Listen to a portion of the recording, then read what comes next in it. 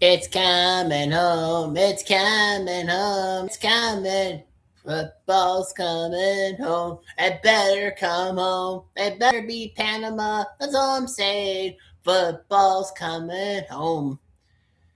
Hey there, how there, ho there. It's Jeff Cutter Diamond welcoming you to a very special stream on YouTube. It is just about game time, and it's crazy that it's like almost 5 o'clock in the afternoon, and we don't have a soccer. We didn't have a soccer game until this time. So we are finishing up the group stage of the 2026 World Cup, and we are 3 groups away from finishing everything. We already know the top 2 teams from groups A to I, and of course, some third place teams as well. We're going to be talking about the event and all that. We're going to be talking about each group in essence to see what has happened in everything. So this will be a very important match to be had, and well, this is the World Cup. So England taking on Panama. They need this win because if England wins, then they win the group and will be playing one of the third place teams, if I remember correctly. Of course, I know this may be a generic book about the complete history of the World Cup and all that, but it does have like the stats for 2026, even like the time zones. But of course, I have to change them. And I've been following along. I have to follow along because technically I have to I'm doing top 10 lists of match day 1, match day 2, and match day 3 moments and all that, which I will be up. I already uploaded 1 and 2. Tomorrow I got to make sure that I do the third one because of course that's when the group stages ended and all that. The round of 32 starts tomorrow, June 28th. It will be Canada against South Africa from Los Angeles. And I think that Canada is going to get the shot. I mean, the fan base, I think Canada's going to get the fan base. Korea, if they had just beaten or tied their opponent, would have gotten themselves into Los Angeles, and Canada would have had a massive road game because, Korea being Korea. So the game is at 3 o'clock Eastern time tomorrow, Canada, South Africa. I am pretty much thinking about doing a stream. I'll probably have to post a question on my YouTube. See, should I go out or should I'll probably just stream it. Yeah, you know what? I'll probably just stream it and all that. You want to see me like react to Canada, South Africa live and all that. There are 3 knockout games on Monday, and it's been decided. It's Brazil, Nihon. So Brazil, Japan will be facing each other. A lot of Brazilians are of Japanese heritage and vice versa. Germany versus Paraguay. Brazil, Japan in Houston. That's a 1 o'clock game. I'm going to miss that completely because, I get off work at 2:30. I won't be able to watch the last 30 minutes cleanly. And then in New England at Foxborough Gillette Stadium, it's Germany versus Paraguay. That's a 4:30 game. I'll be able to watch that. So yeah, I'll be watching Germany versus Paraguay for sure. It's a key game in essence. And then at 9 o'clock Eastern time on Monday in Mexico, in Guadalajara, it's Holland versus Morocco. That's going to be a tough game, actually. Holland, Morocco, it's like a 50-50 on who wins and who loses. Panama and New England are in New York at MetLife Stadium. Croatia, Ghana are in Philly at Lincoln Financial Field. It's a critical game for Croatia versus Ghana because they're fighting for second place and for automatic qualification and not having to use the third place thing to get in and all that. So that's just huge and all that. And then at 7:30 Eastern time, Group K will finish. Colombia versus Portugal. Colombia needs a point to win the group. They're in Miami against Portugal. And Congo plays Uzbekistan in Atlanta. That's going to be a critical game. That could end in a tie. And at 10 o'clock, Group J finishes as Algeria will face Austria. That's the big one in Kansas City. That's the big one because of the fact that it's a fight for second and third place. Jordan is out of the World Cup. Argentina knows they're going to win the group. They know they're going to be in Miami, so that game actually it's meaningless. But Algeria, Austria is not. Up the players are starting to get on the field. Obviously, I have to keep the game on the TV at a very low level because YouTube gets pissy if I broadcast that stuff. So yeah, so it's Canada, South Africa on Sunday. Monday, Brazil, Japan, Germany, Paraguay, Holland, Morocco. I think Holland, Morocco is going to be too close to call. That game's at 9. I'll be able to watch all of it and not have to worry about work problems. Here we go. England in black shorts. So I guess Panama's wearing white, and England will have to wear color. Is that Peter Drury? Yeah, that is Peter Drury on the commentary. I guess each city has their own commentary guy, and Peter Drury's in New York. He is, of course, the voice of FIFA and the voice of the Premier League, in my mind, of course.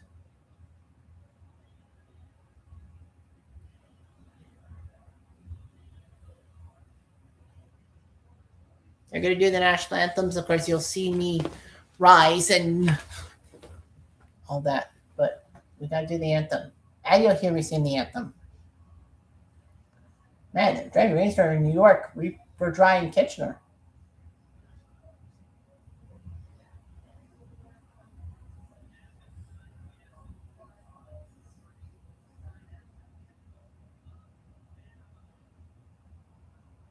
Okay, Panama's anthems first.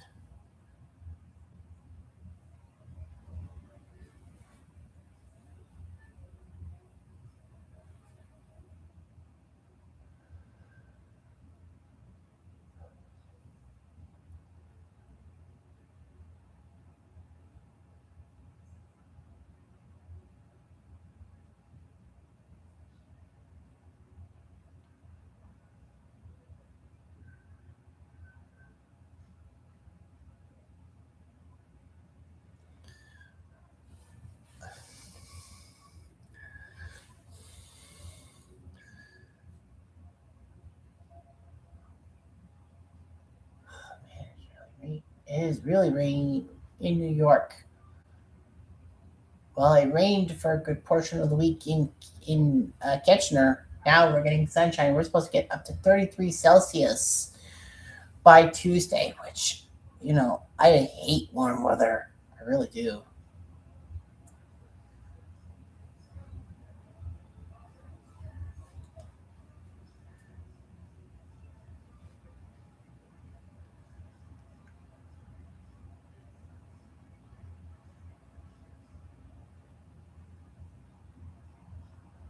All right, now our national anthem.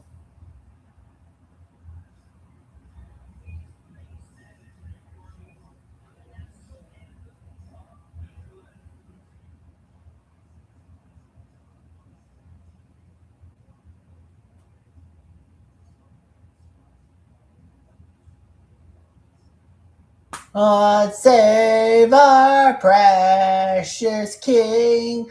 Long live our noble King. God save the King. Send him victorious, happy and glorious, long to reign over us. God save the King.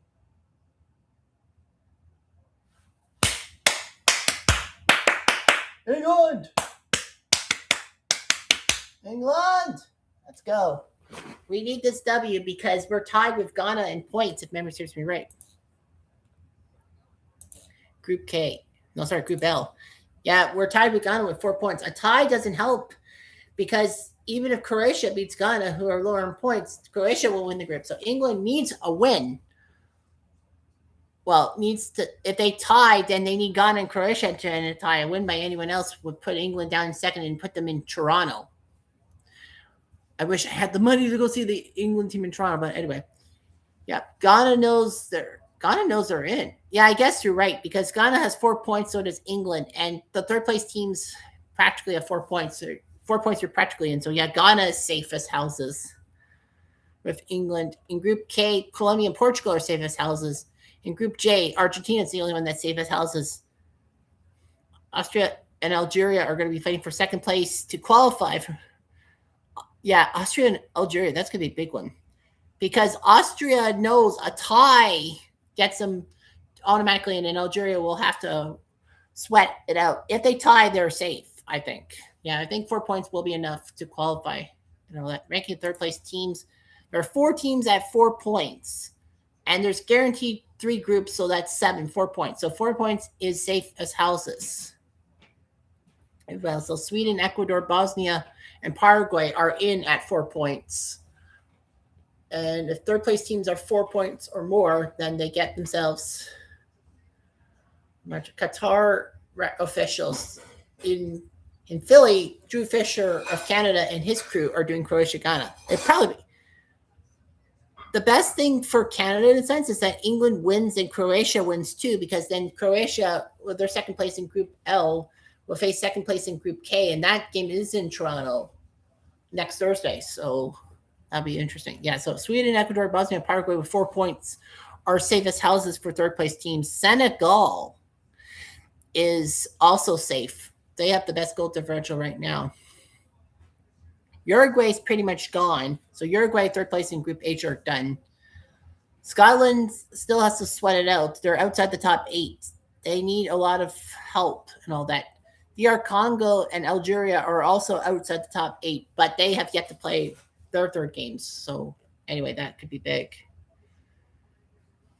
So Panama 5-4-1. So basically they're playing defense to try to counter England's offense. I can sense that. England goes 4-2-3-1. So 4 at the back, 2 ahead of them in a sense, 3 midfielders and a forward. So that means O'Reilly, Goyi, Konsa, and Kwanzaa at the back. Bellingham, Anderson, and Rashford. No, Bellingham, Anderson up there. Rashford, Rogers, and Saka to complement Harry Kane, the captain. So we have Declan, Stones, Henderson, Gordon, Watkins on the bench, and EK. I wonder if England's playing for the tie. I wouldn't, because if they tie, whoever wins Croatia versus Ghana, no matter, even if it's Croatia, a win by those squads, England will be sent down to second place and will play in Toronto. If England wins, I think they play Wednesday, right? Let me take a look. Tops in Group L, that's our group. Tops in Group L will play on Canada Day at noon hour in Atlanta against the third place team. Oh, I think they're doing a moment of silence for Venezuela. So shush.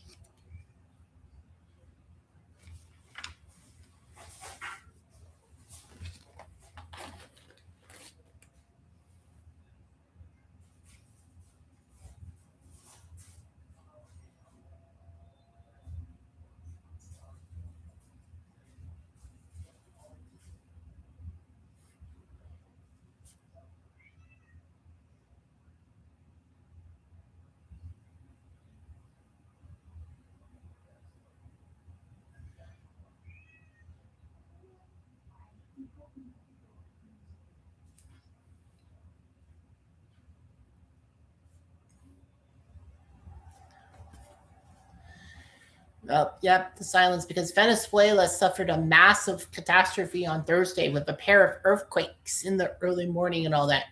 Of course, if you're American, you know about the whole thing with Venezuela and all that, Maduro and whatnot. But that's all I'm going to say about that. So anyway, that's the way I look at things.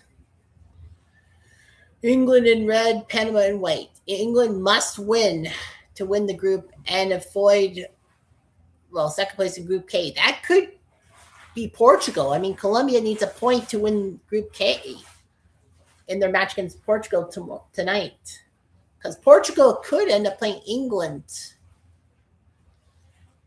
in Toronto. It would be like crazy. I mean, you have Toronto with a lot of the Portuguese people and England fans too. So that would be critical. And then what's even more crazy is that just down the road from where I am, like I'm on Pinedale, and then across the way is Fisher Hallman, and down Fisher Hallman is the plaza, the Sobeys Plaza. They have the Lisboa bar and grill. They have the Lisboa restaurant and grill for the Portuguese people, but just down the ways, just a few businesses between them is the English heavy. Good Lord, how can I forget?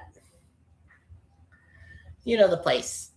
Yeah, England versus Portugal. Yeah, I can't remember. I played the poker things there. I lost my train of thought. But yeah, that'd be crazy. I mean, you got like everything going on right now. Well, England, the only way to avoid this whole thing with Portugal is to win this game. I know, I think goal differential also, but I think England has a +2 goal differential. Ghana has a 0, aren't they? Oh no, the goal differential is +2, +1. If England wins, if England wins, they have to win by the same amount or more than Ghana. If Ghana wins, I mean, if England wins and Croatia wins or ties, yeah, and they'll win the group if England wins England wins or Ghana and Croatia tie themselves. So if England ties, Ghana, Croatia must end in a tie because a win by other side would give them tops in Group L. So England wins. They need to win by as well against Ghana. Yep, they're pushing the thing on Group L. 5-5-4-1. Croatia would pretty much qualify. Well, come on. We're only 2 minutes in. If a tie, Croatia definitely qualifies as one of those third place teams because for 4 points. But yeah, England beat Croatia 4-2 in a critical game and then freaking tied Ghana 0-0, which was pathetic AF. Panama played twice in Toronto and then now they're in New York. So this is critical and all that. So yeah, so England wins Group L if they win. So I'll write that down in the chat.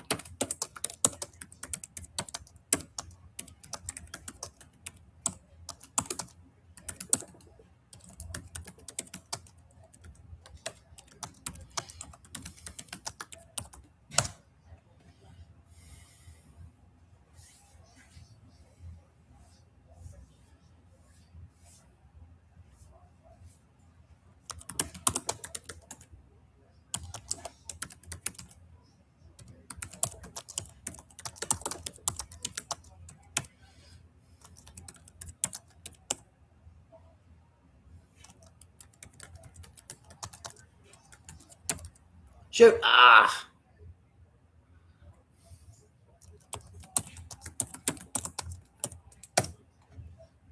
So yeah, it's a tight bracket. So just a reminder, I'll go over in the second half, but right now, as it stands, Canada facing South Africa and England in Los Angeles in the only group round of 16 game, round 32 game, that's held tomorrow. That'll be at 3 Eastern time, noon Pacific. Monday, Brazil takes on Japan in Houston at 1 Eastern time. At 4:30 Eastern time, it's Germany, Paraguay from Gillette Stadium in New England. I'll probably be cheering for Germany, obviously, hoping they'll win. In Guadalajara, in Mexico, it's Holland, Morocco. That game is actually too close to call. I think Canada will beat South Africa. Japan will give it its all, but I think Brazil's got this one. Germany's got to be beating Paraguay. They have to. And Holland, Morocco. Morocco surprised a lot of people in 2022 by getting to the semifinals, so I'm not writing them off. The Dutch may win, possibly, but I mean, Holland, Morocco, that's tough. And the big thing is, that's the matchup Canada has to. If Canada wins, then Holland, Morocco. That game decides who Canada faces, and that will quarter. Oops, they were ready. I know it was ready. Yeah, they're trying to screw England over with a tie, maybe. Yeah, if Canada wins, they play the winner. They're match semi-3. They play the match semi-5 winner, Holland, Morocco, in Houston on the 4th of July. So they would play Saturday on the 4th of July if Canada wins. Yeah, Canada wins, they play the 4th of July, which is crazy because they're playing in the U.S. and you know about the Canada-U.S. rivalry, if you will. So on Tuesday at 1 o'clock in Arlington in Dallas, it's Ivory Coast, Norway. I'll miss that game completely because of the timing, because I work 8 to 2:30, so I'm going to miss that. So Ivory Coast, Norway. I think it's too close to call. Maybe Norway and Holland win, but Ivory Coast don't. Or Cote d'Ivoire, whatever you want to call it. Don't count them out. And then at 5 Eastern time in New Jersey, it's France versus Sweden. That game's actually 50-50. Sweden's not as hard, not as bad as you think they are. France will have to take a good look at them. And we know Mexico is going to host at Azteca Tuesday night at 9 Eastern time, but we don't know who their opponent is right now. Wednesday, Canada Day at noon Eastern in Atlanta. It's the winner of Group L, which as of right now, it's England. They will be playing a third place team. At 4 o'clock in Seattle or 1 Pacific time, it'll be Belgium playing a third place team, so we know Belgium will be there. And at 8 o'clock Eastern time in San Francisco, it's the U.S. versus Bosnia. It's kind of funny because if Canada wins over South Africa, Canada will be playing a game on the U.S. national holiday, whereas the U.S. have to play their game against Bosnia on the Canadian national holiday. Ha ha ha ha. It's funny. Thursday, the second at 3 o'clock will be Spain versus the second place team in Group J. That's the group that has not Portugal. That's the Argentina group. Whoever wins Algeria, Austria, that will be their fate to face Spain. Who wants to play Spain? I honestly think it'll be Algeria. Give it a Africa-Europe battle and not an all-European battle. I think Algeria will give Spain more problems than Austria does. But yeah, Spain, that'll be 3 o'clock. I might head to the bar for that. Yeah, you know what? I might head to the bar for that. I don't want to miss the game. I know I'm going to miss the first games. Well, Canada Day, I can't miss any games because it's a holiday, so I don't have to miss any games.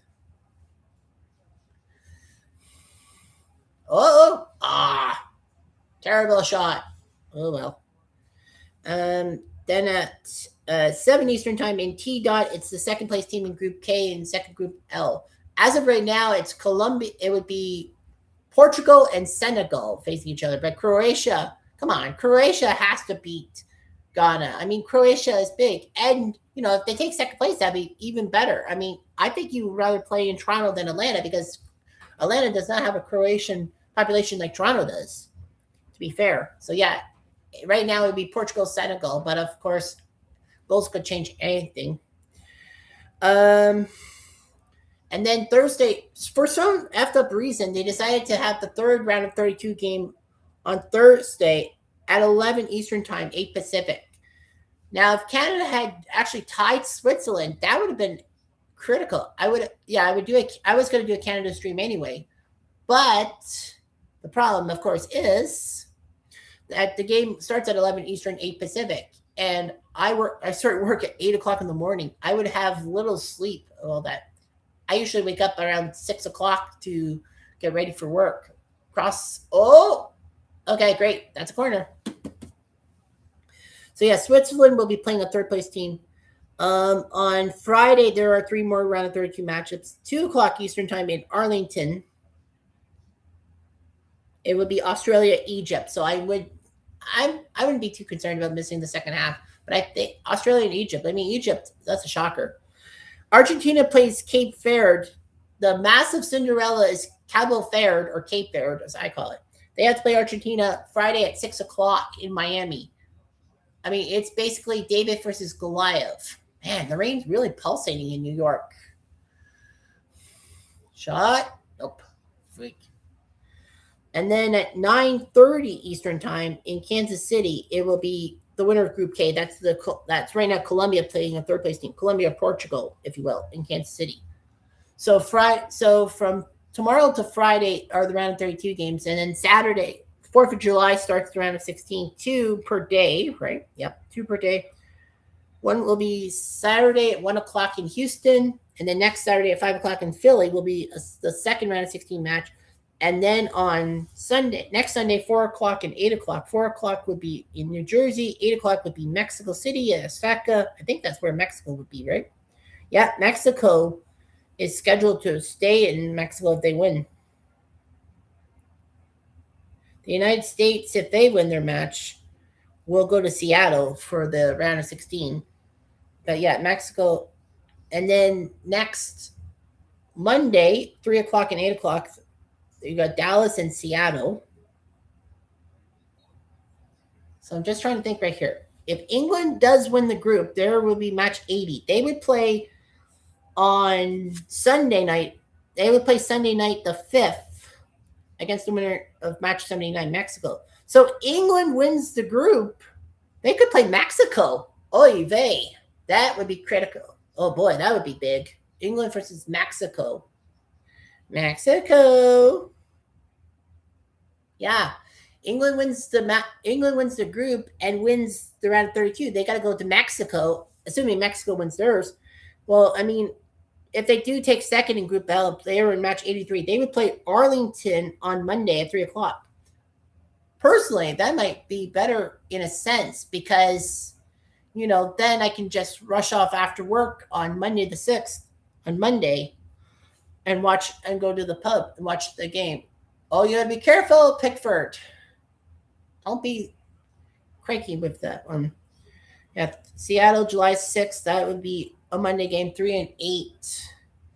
And then Tuesday at 12 o'clock, there's a matchup, 86 and 88. So it is the Argentina for sure. Well, Argentina's match against Australia's match would be at 12 o'clock.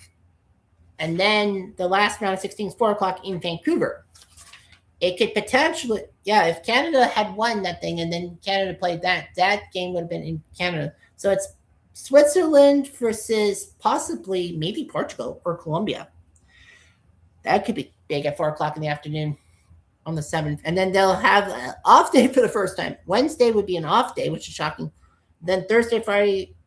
So Thursday would be one quarterfinal. Friday would have one quarterfinal. And then Saturday, Sunday. And then Saturday would have two quarterfinals. And then the semifinals are at 3 o'clock, blah, blah, blah. I'll go through everything as it stands in the second half. So anyway, yeah. Pulling off the red nacho chips and all that. I know you've been thinking red for Panama, but red's also for England. I mean, they are wearing red.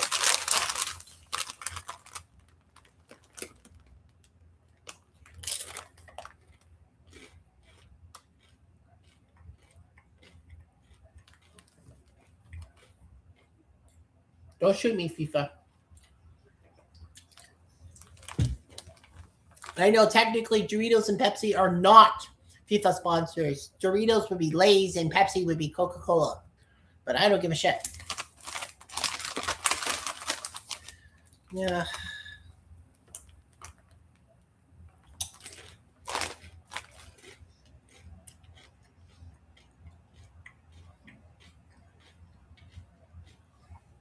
So no update on Ghana, Croatia.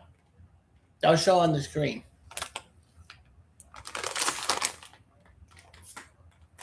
Yeah, Ghana, Croatia is the bigger matchup, if you will. Because, that could be for second place. I think in a perfect sort. Shoot! Nope. Yeah. That tie with Ghana just pisses me right off because we definitely would have been the winners in the group if we had beaten Ghana. We had all those chances. We had the highest percentage of possession in many years and most passes, and freaking we couldn't win the game. So, 15 minutes. We'll go through Group A through L. So Group A right now is the Mexico group. They swept through South Africa, Korea, and Czechia. 3 straight wins, scoring 6, not giving up any. South Africa beat Korea 1-0 on the final match day, getting the second place. And for the first time ever, South Africa is in the knockout stages. Korea is sitting on their hands. They're nervous because Korea with 3 points, they might not make it through. And a lot of people, including myself, oh no! Oh, phew. Good thing England had a few players track back. Phew, that was almost disastrous. Korea had 3 points, Well, the Czechs are fourth, so yeah, fourth place doesn't get you anywhere. They got one measly tie with South Africa. I actually had Czechia shock the world by taking second place in the group. When I did my predictions, I put Mexico, then the Czechs, then Korea, then South Africa. Well, definitely wrong with South Africa. They won the game. When Canada lost to Switzerland, I was sure that Canada would play Korea because, Korea was second place. And they needed a tie against South Africa, but they gave up a 63-minute goal. Dramatics. The most dramatic match in Group A was Mexico versus South Korea. Because South Korea, their goalie made a mess of things. He went to catch the ball and then spilt it. And Mexico scored the goal. That was the best match in Group A in my mind. Group B, Switzerland, Canada's group. Switzerland won. They had 2 wins and a tie. They tied Qatar, which was the massive shock. When Switzerland had that own goal and Qatar tied it, it was actually shocking to me because I thought Switzerland was going to beat the shit out of Qatar and go 100% record, 3 wins, no losses. And Switzerland's known for their defense from past World Cups. Canada took second because they had the best goal differential. They tied Bosnia. If Canada had beaten Bosnia head-to-head and they ended up tying on points, Canada would have gotten in. But goal differential, I knew Canada had the goal differential. I mean, we would have been -1 if we had not crushed Qatar 6-0. Well, if we scored 1 goal, we would have beaten Bosnia on goal differential to get in automatically to the knockout stages. Panama heads that corner away. Bosnia has a third place at 4 points, so they're definitely in. A lot of people thought Bosnia didn't deserve to make the World Cup after their win over Italy in the playoff, in the European playoff, which would have been shocking. But it actually worked out for Canada because there was no freaking way Canada was going to do well against Italy. I thought Canada would have been fighting for third place if Italy had qualified. Well, Bosnia did, and then I put Canada second. I put Bosnia ahead of Qatar because Qatar had problems. But at least Qatar took a point in the World Cup and all that. And tied Switzerland. That kind of helped us out. If we had tied Switzerland, we would have won the group. And we basically should have given Qatar a fruit basket. Most dramatic game from Group B, Qatar tying Switzerland late. Canada, Kyle Larin coming up the bench to tie Bosnia. Canada crushing Qatar, but that was dramatic. Of course, Canada lost Kone to the leg injury. Yeah, Qatar had almost no chance. England in red, 18 minutes. Is that Rashford? That is Rashford. Ooh, fuck. Group C, Brazil and Morocco are in. They both had 7 points, 2 wins and a tie, but because of goal differential, Brazil tied Morocco in the first game. Goal differential was there. Brazil had a +6. Morocco had a +3. Scotland with a win and 2 losses. Well, they beat Haiti. That's the big thing. Haiti scored twice. Yeah, Haiti at least wouldn't be that terrible. Because after all, they did take last place.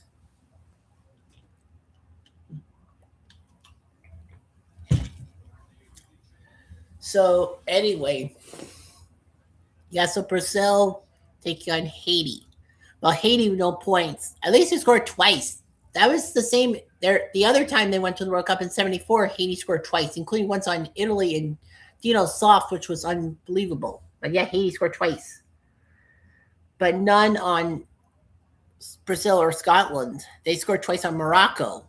I mean, that was shocking. They scored twice on Morocco. And then they had the lead, right? They had the lead twice against Morocco, which was shocking. But Morocco used the second half.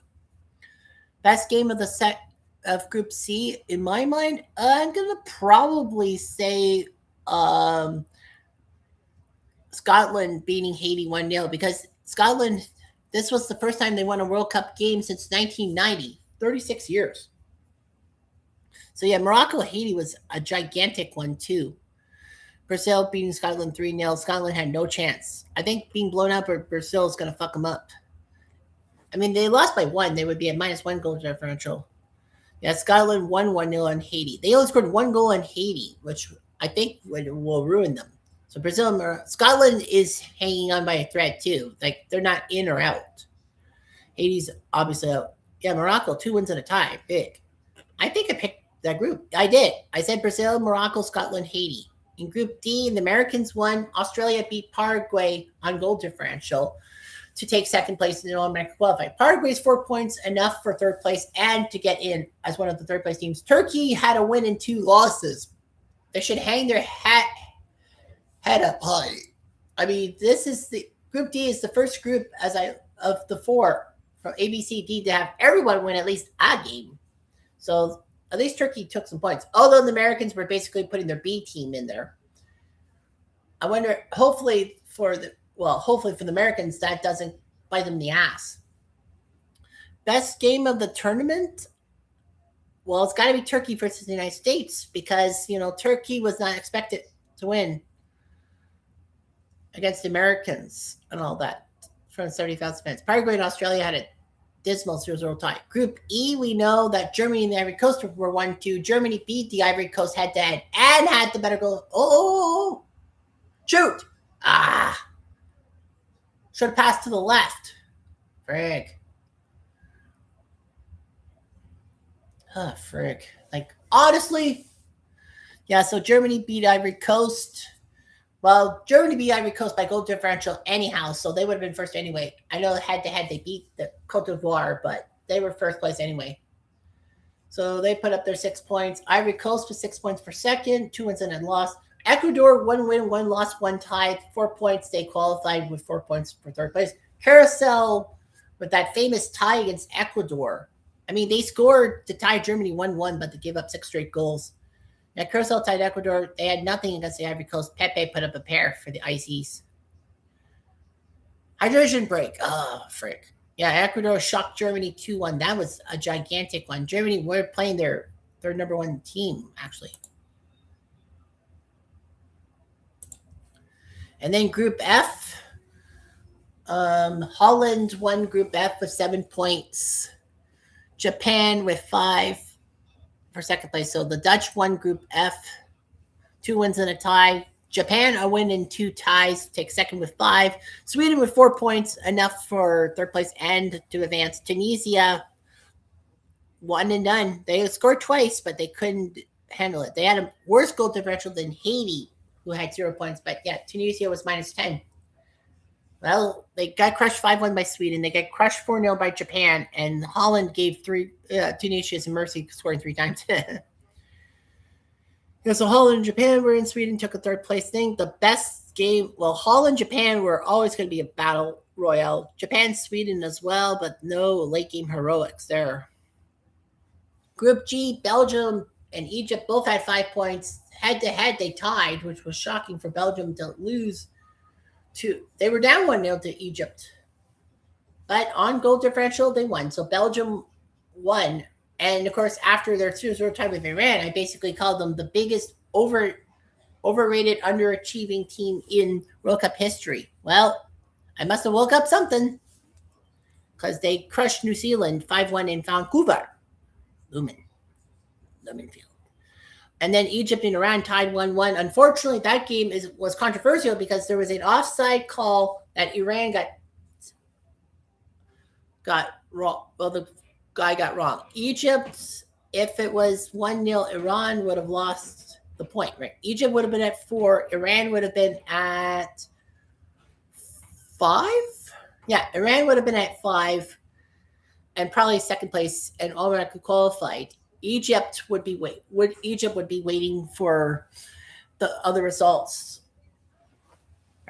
Yeah, but yeah, Egypt's 3-1 win over New Zealand, that was a critical one too because, well, 0-0 Belgium, Iran too, but Egypt winning 3-1, that was big. Because New Zealand and Egypt coming into the game, they had 15 games combined in the World Cup in history and 8 losses, 7 ties. None of them had won a World Cup game. This was kind of the Darwin match, and Egypt won. New Zealand losing 5-1 to Belgium. That was yesterday. Yeah, it was yesterday. So that meant that New Zealand now has played 9 World Cup matches, 3 in 82, 3 in 2010, and 3, of course, in 2026, without a win, tying Honduras for the most World Cup matches by a country in World Cup history without a win. Honduras has had 6 losses and 3 ties with 9 games. So that's just brutal. Group H finishing yesterday. Spain with 7 points, 2 wins and a tie. That big tie was with Cape Verde or Cabo Verde, which was a shock result of the first group stage, obviously. Because, I mean, like, nobody gave Cabo Verde a chance with Spain and Uruguay, and then they would be fighting for third place with Saudi Arabia. Oh, no. He had to force the pass. He had to pass the shot. Shit. Yep, 2 wins and a tie for Spain without giving up a goal. So, yeah, Spain did what Mexico did and not give up a goal. Japan gave up fewer goals than Holland, but they took second, 3. Ivory Coast and Ecuador only gave up 2 goals each in the group stage. Germany gave up 4, and Germany still won the group. Australia gave up 2 goals in Group D, but fewer than the Americans, but still lost the group. Brazil only gave up 1 goal. That was to Morocco. Canada tied Switzerland for the fewest goals given up in Group B with 3.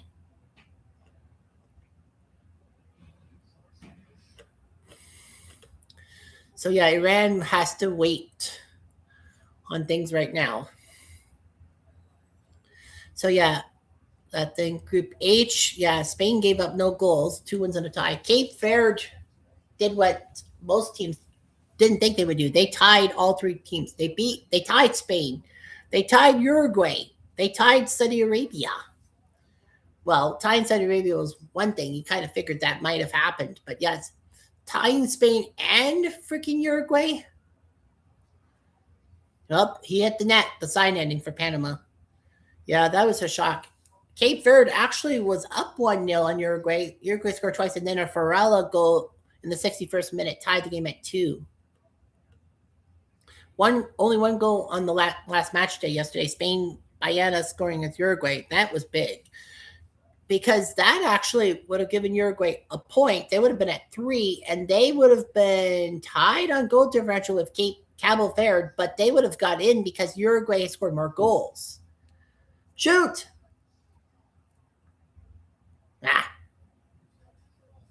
Should have taken a shot when you did. Yeah, Uruguay would have put Cape Verde in a tight spot to qualify. But their 0 goal differential might have helped Cape Verde out with 3 ties. I mean, heck, it helped 2016 Portugal get in as a third-place team in their group in Euro, and then they ended up winning the freaking tournament over France. Uruguay beat Saudi Arabia for 3rd place, but it doesn't matter because they both had 2 points. 3rd place with 2 points. That's an obvious no way, Uruguay, you're out. And I didn't know about this stat. Uruguay, again, for the 2nd straight tournament, missed out of the knockout stages. Usually Uruguay's good to make the knockout stages and all that. Yeah, Cabo Verde, that's the Cinderella run everyone will be talking about. They're playing Argentina. Who knows? Maybe they can score a goal against Argentina. They're probably getting blown out, but at least score 1 goal, please. Yeah, every Cabo Verde match was critical. Group I, France with 3 wins, only giving up 2 goals. Amazing. They beat Senegal 3-1, Iraq 3-0, and France 4-1. The big thing for France in this group was that attempts on target 2-1 Panama. The big moment in Group I is that there were no ties. 0, zilch, nada. There was only 1 game that actually ended up being a 1-goal game, and that was Norway-Senegal 3-2, and Norway was up 3-1, and Senegal scored in the 90th minute to make it 3-2. Other than that, there were no ties, no chances at a tie. Every game except for Norway-Senegal in that group, Group I, were by multiple goals. Norway-France, the battle of the 2-0s. France went in Norway, and Senegal, because of their +2 goal differential and crushing Iraq, actually helped out their goal differential and getting in to round 32. Iraq only scoring 1 goal. Haiti scored more goals than Iraq. That's pathetic, if you will. They scored against Norway in the 39th minute with the last name Hussein. They couldn't score against France, and they couldn't score against Senegal, which was shocking. Group J, of course, will be playing at 10 o'clock Eastern time today. Argentina's won the group. Jordan is eliminated. Austria, Algeria, this is for 2nd place. Algeria has to beat Austria for 2nd place. A tie helps Austria, and they'll be playing Spain, I bet. Yeah, Austria needs a tie to take second place. Algeria could tie and still get in for third place because they have 4 points. But I know Algeria, you play to win the game, as Herman Edwards says. Austria with 3 points, well, it would depend on how much Austria loses by. If they lose by multiple goals, they're probably doomed. Group K coming up at 7:30. Colombia just needs a freaking point against Portugal to win the group and avoid going to Toronto. Although Toronto will probably have a lot. John Terry, cheat on your wife, John Terry. I hate that guy so much. Portugal with 4 points is second. They're in. Colombia's in. Congo and Uzbekistan will be fighting. They need a win. Congo, Uzbekistan. A tie will knock them both out. A win by Congo would go a long way to qualify with 4 points for third place. They would get in. Yeah, Congo would need to beat Uzbekistan. Congo, this is not their first World Cup. As Zaire in 1974, they went to the World Cup and got thrashed by Yugoslavia 9-0. They held Scotland to 2 goals and gave up 3 goals to Brazil. They didn't score any goals themselves, but they've scored 1. Wisa scoring the first goal in DR Congo history, tying Portugal 1-1. This was a massive shock. To me, it's a massive shock. Yeah, Colombia, Portugal, and Miami coming up. DR Congo, Uzbekistan in Atlanta. This will be critical. All that. Yeah, Congo, Uzbekistan have to have a result. Well, Uzbekistan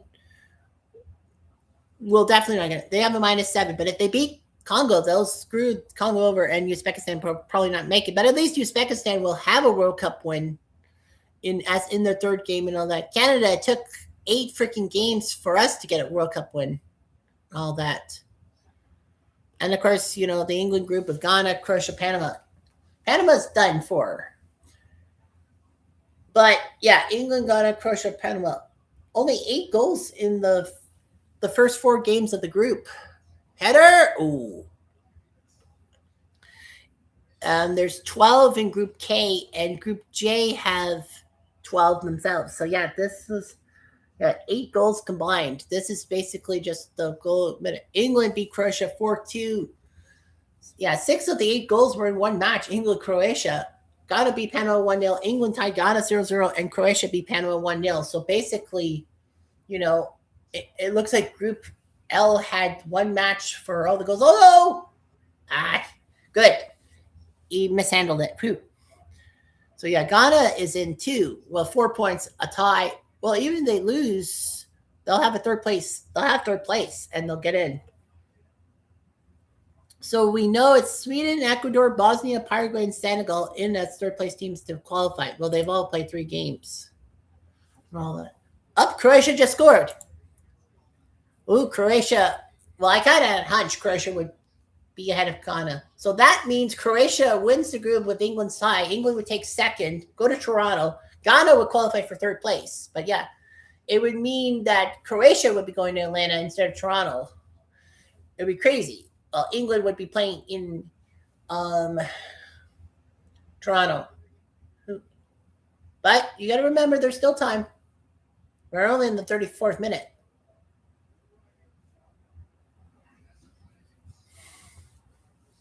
Yeah, so Sweden, Ecuador, Bosnia, Paraguay, and Senegal, groups F, E, B, D, and I, third place are definitely in. Iran has 3 points in group 3 ties in Group G. They have to wait and see. They're kind of like Cape Verde, but Cabo Verde got second place in their group. Croatia, well, they're third place coming into today, but if they win, then Ghana would have one of those third place things. And Korea is waiting to see. Yeah, Iran and Korea are waiting to see from the Asian group. Algeria is outside the top 8, but they have yet to play. Congo's outside the top 8, but they've yet to play. Uruguay is done for. They're third place with 2 points. And Scotland will need a lot of help to get in and all that. So, yeah. So, we know a lot of things. Yeah, Canada. If Canada wins, they play Holland or Morocco in Houston on the 4th of July. Germany, Paraguay. Yeah, we could potentially see Germany, France in the round of 16. That's always a good one. Don't pass like that. If you see 4 defenders, don't go for him. Yeah, Canada against Holland or Morocco, that'd be big. Brazil, well, Brazil has to. Well, this is their chance to get to the quarterfinals with their group. They're pairing with Japan, Ivory Coast, and Norway. Brazil can't fuck this up, in essence. Australia, of course. Well, Argentina, it's theirs to quarterfinal spot to lose, with Cape Verde, Australia, and Egypt standing in the way. They have to make sure they don't fuck that up. So yeah. So that's just what it is. So yeah, England, Panama, no score. Croatia just scored on Ghana, which is big because that now means that Croatia would win the group, go to Atlanta on Canada Day, and England would have to drop back to Toronto.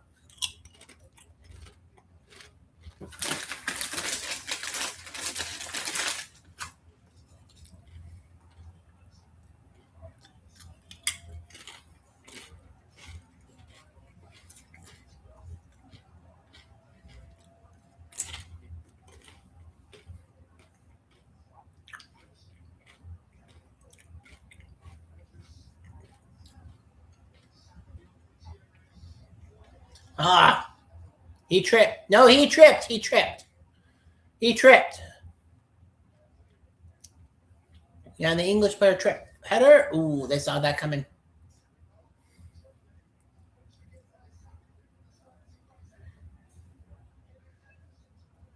Header. Oh, over the net. Over the bar, over the net. It's not about hockey pucks. Good header by Rashford, but he didn't keep it down.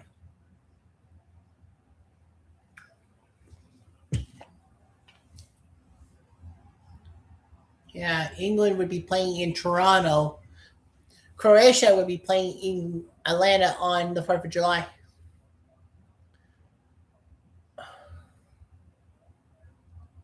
Oh, spilt it. Oh, frig. Couldn't finish it off, could it?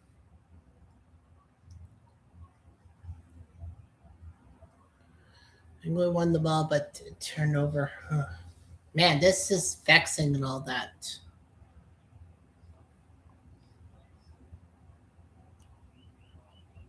So, yeah, that's how it goes. I mean, like, you know, England soccer and all those disappointing finishes and all that. You know, I did a video about it. Come to think of it, I need to get to my playlist and then just give you the playlist and all that. I would love to. You playlist. Yep. Get out of my system. Thank you. Okay, where's that classic song? No, World Cup. Where is it? Ah, here we go.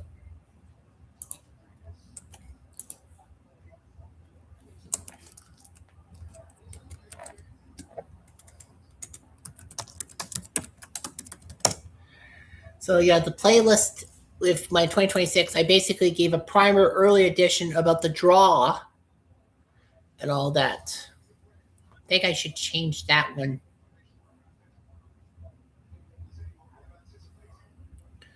Wonder if I could change. Wonder if I could edit it. Because I want to edit it and change the name. Yeah, I gotta change the name. World Cup draw results. No, primary early edition. And then 2026 at a glance, I talk about the groups. The group draws after all those playoffs were done. And then I talk about Mexico at the World Cup being one of the co-hosts. Then America's FIFA journey, and then Canada, the run of the co-host litters, I call it. Our World Cup thing. And then England of the World Cup, 36 minutes talking about that. And then Scotland, the not so brave at the World Cup, 8 appearances, no knockout games. Well, of course, this was before this year. And then I went through the early days. I talked about World Cup stories. I went through each World Cup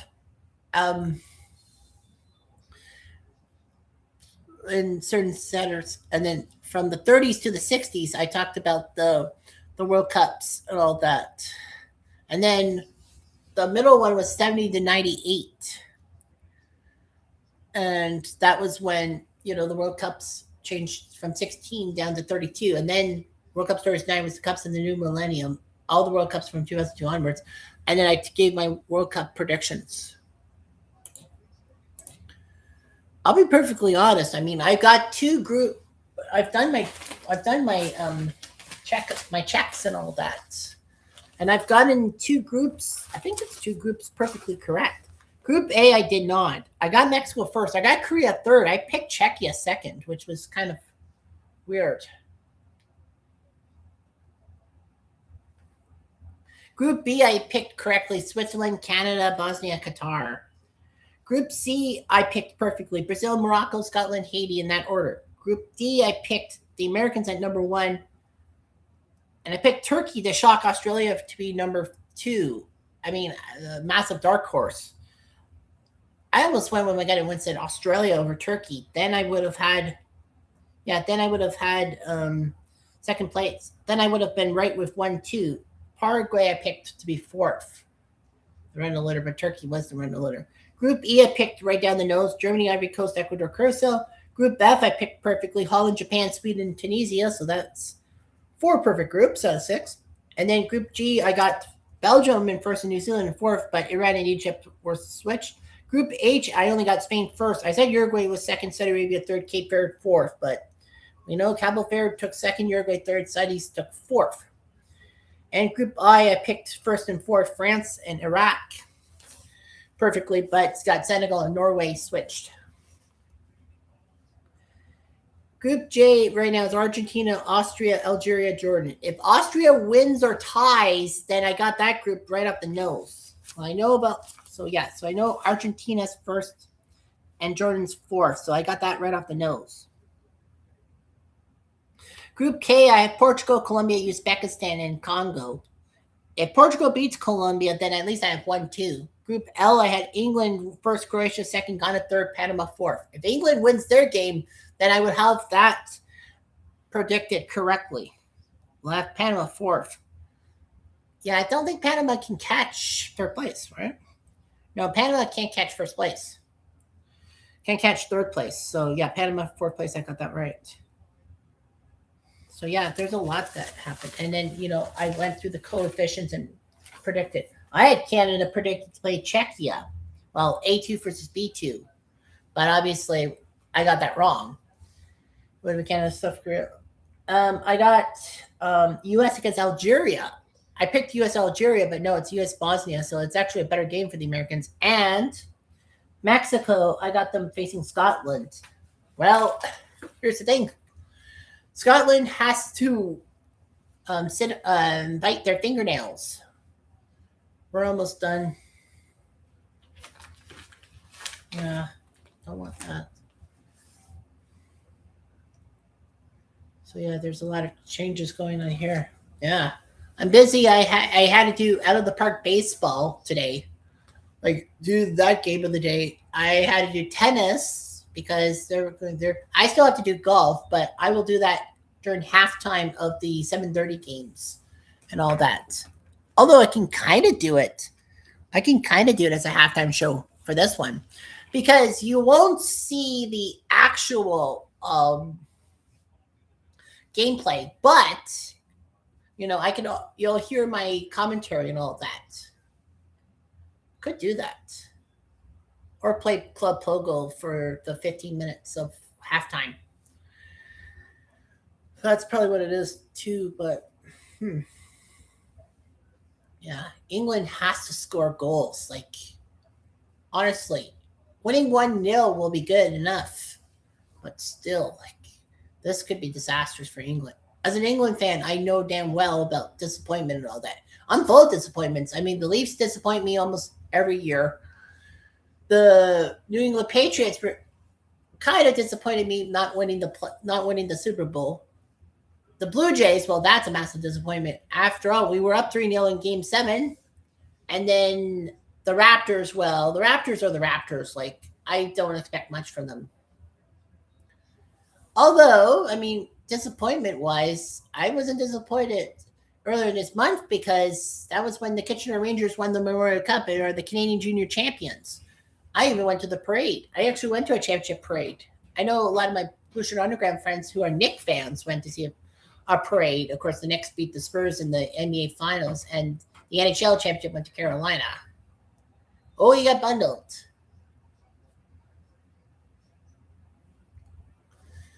I don't know why Kane's complaining. He probably wanted a card or something. No, he got twisted. So yeah, if England could just hold on and win this freaking game, then it would be good. 3 minutes of added time. I think it's 1-0 Croatia, as far as I know. So, um, yeah, that's going to make me a little worried because Croatia. I kind of figured Croatia would be Ghana. Like, come on, it's Croatia. What do you expect? For me, they were the surprise finalists in 2018 against France. Oh, free kick.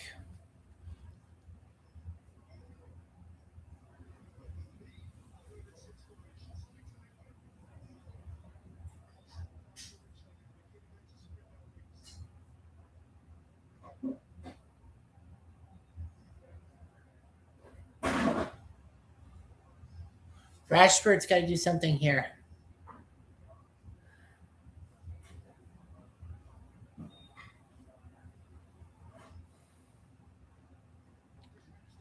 Oh, aye, wide. Should have aimed it more left.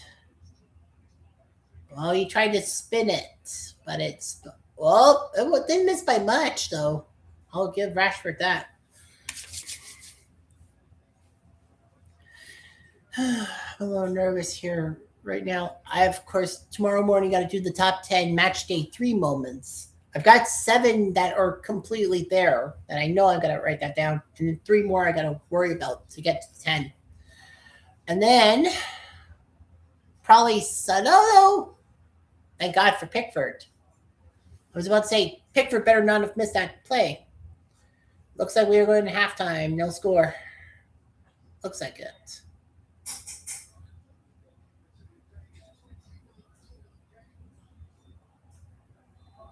And we're going to halftime 0-0. Fooey. And Croatia right now is up 1-0, I bet.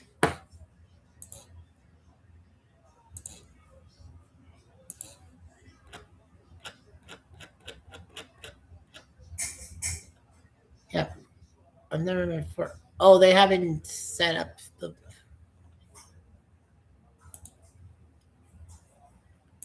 Yep. Panama, England, no score.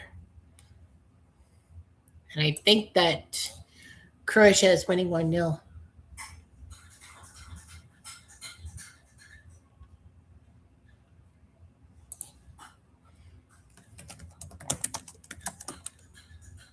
Oops.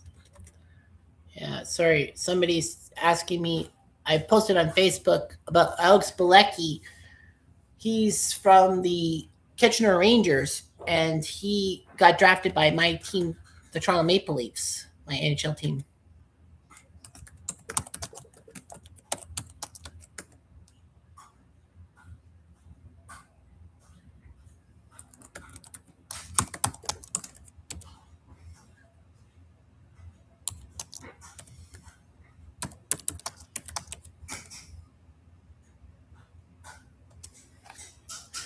Yeah, Eddie's asking me the scouting.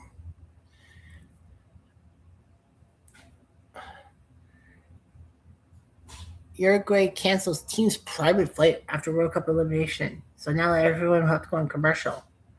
Yeah. Pine Bush.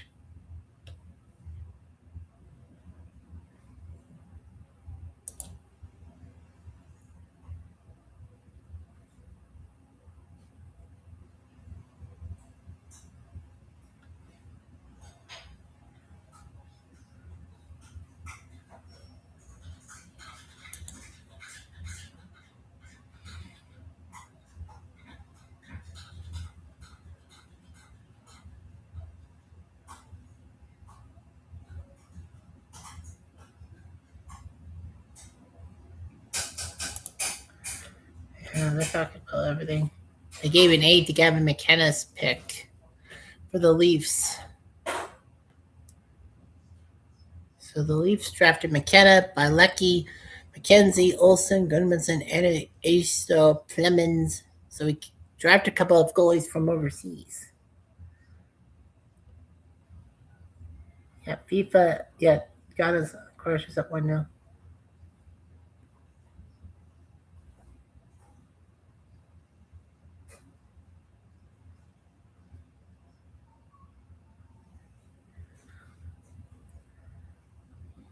Wow.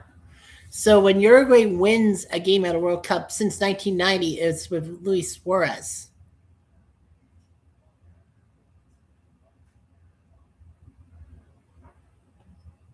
So yeah, that's crazy.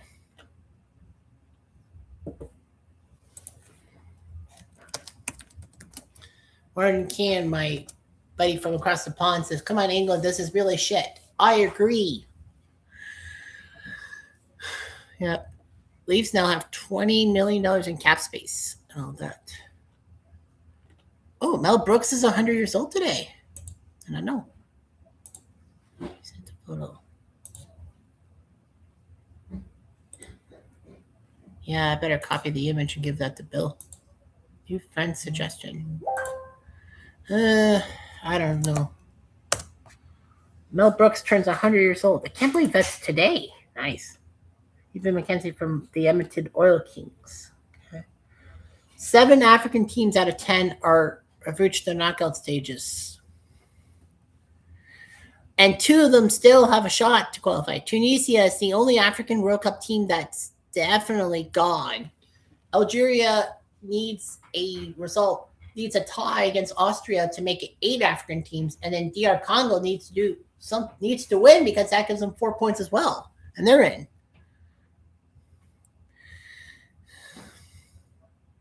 Man, Toronto is getting their ass whipped. The Blue Jays are getting their asses whipped.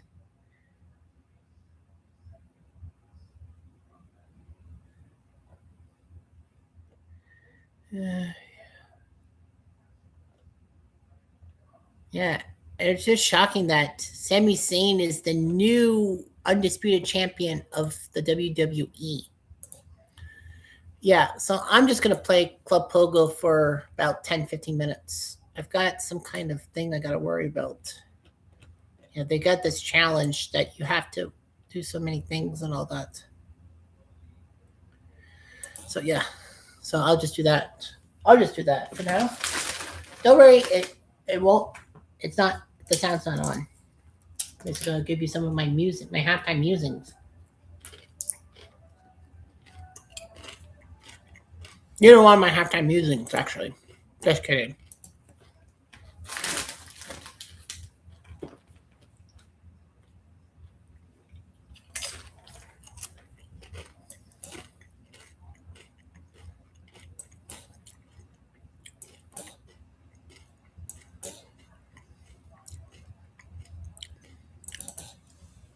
So yeah, taping things. Well, I gotta still tape golf, and I think that's the only one I have to technically do, but that shouldn't take too long because of the fact that I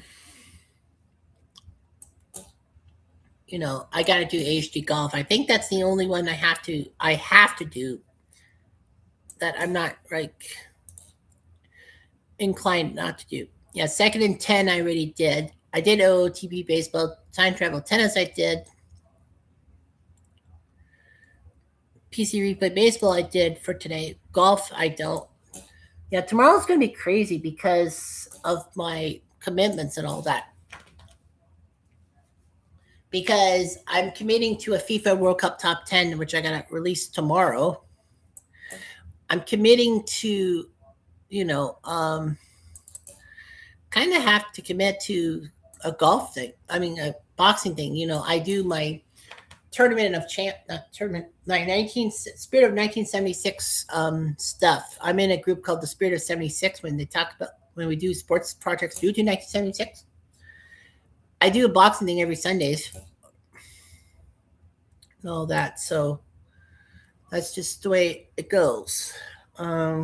to do that. Guys, worry about that. I was thinking of doing a Degrassi video, but I'll probably just hold the Degrassi thing. Yeah, I'll probably hold on the Degrassi thing for time being.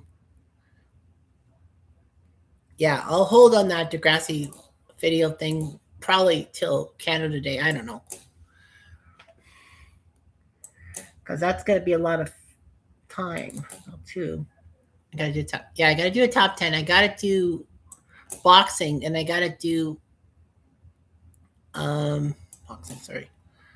And I got to do my second and 10 stuff. I purposely, wait till I do it early in the morning because, then I don't disturb people with my commentary and all that. Yeah, I get it. Yeah, the voice in my ears telling me that I could have said something different, but I'm not going to. Yeah, it's going to be crazy come tomorrow. Yeah, I'm thinking, Canada did win a game with me broadcasting, like, you know what I mean, right? I hate when I lose the vernacular of my speaking. I don't speak completely clear either. Like, I have problems with that. Everyone knows that. My family knows that. I still do these videos. Like, I'm actually pleased that not a lot of people have actually been whining and bitching about my pronunciation and everything else. All that. I think they understand. And I'm happy. You're happy. I'm happy. We're all fucking happy. Or we should be all happy. But yeah. Star Magic. Oh, man. No one on my stream, eh? That's kind of slow. But then again, I mean, it is Saturday afternoon, 5 o'clock, and people are probably just thinking of doing other stuff instead of watching streams and all that. I know Jaguar Gator, JG9, he's doing like live analysis of the two matches going on right now. He does that for the World Cup and all that. He's gotten popular and all that. Can't have that. Just kidding. I can. So yeah, it's like, what the hell?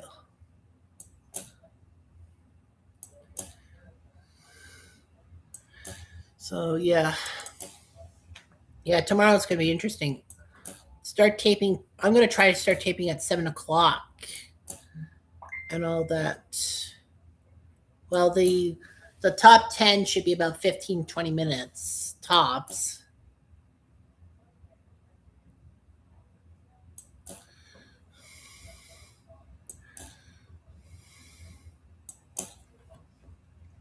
$15, 20 minutes, huh?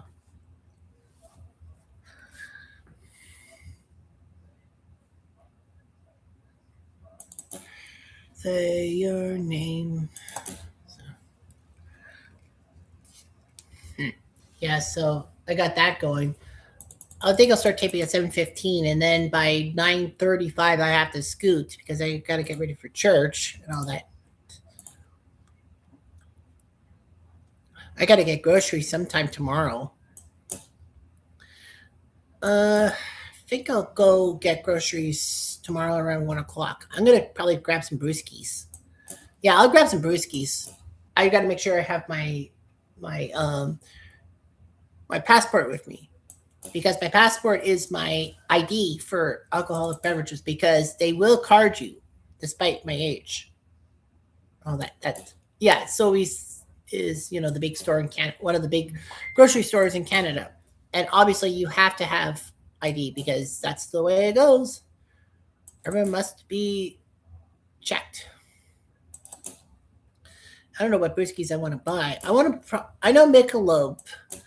Maybe I'll buy some Michelob and all that, because of the fact that it is the beer of the FIFA World Cup. And after all, I mean, when I go to the bar, like after work, to watch a couple of those games and all that, they did have the $5 Michelob pints. So like for $5, that's pretty impressive.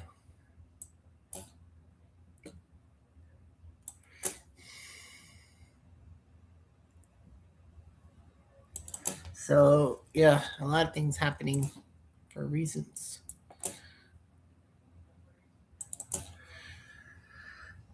Reasons, as they call it. Yeah, so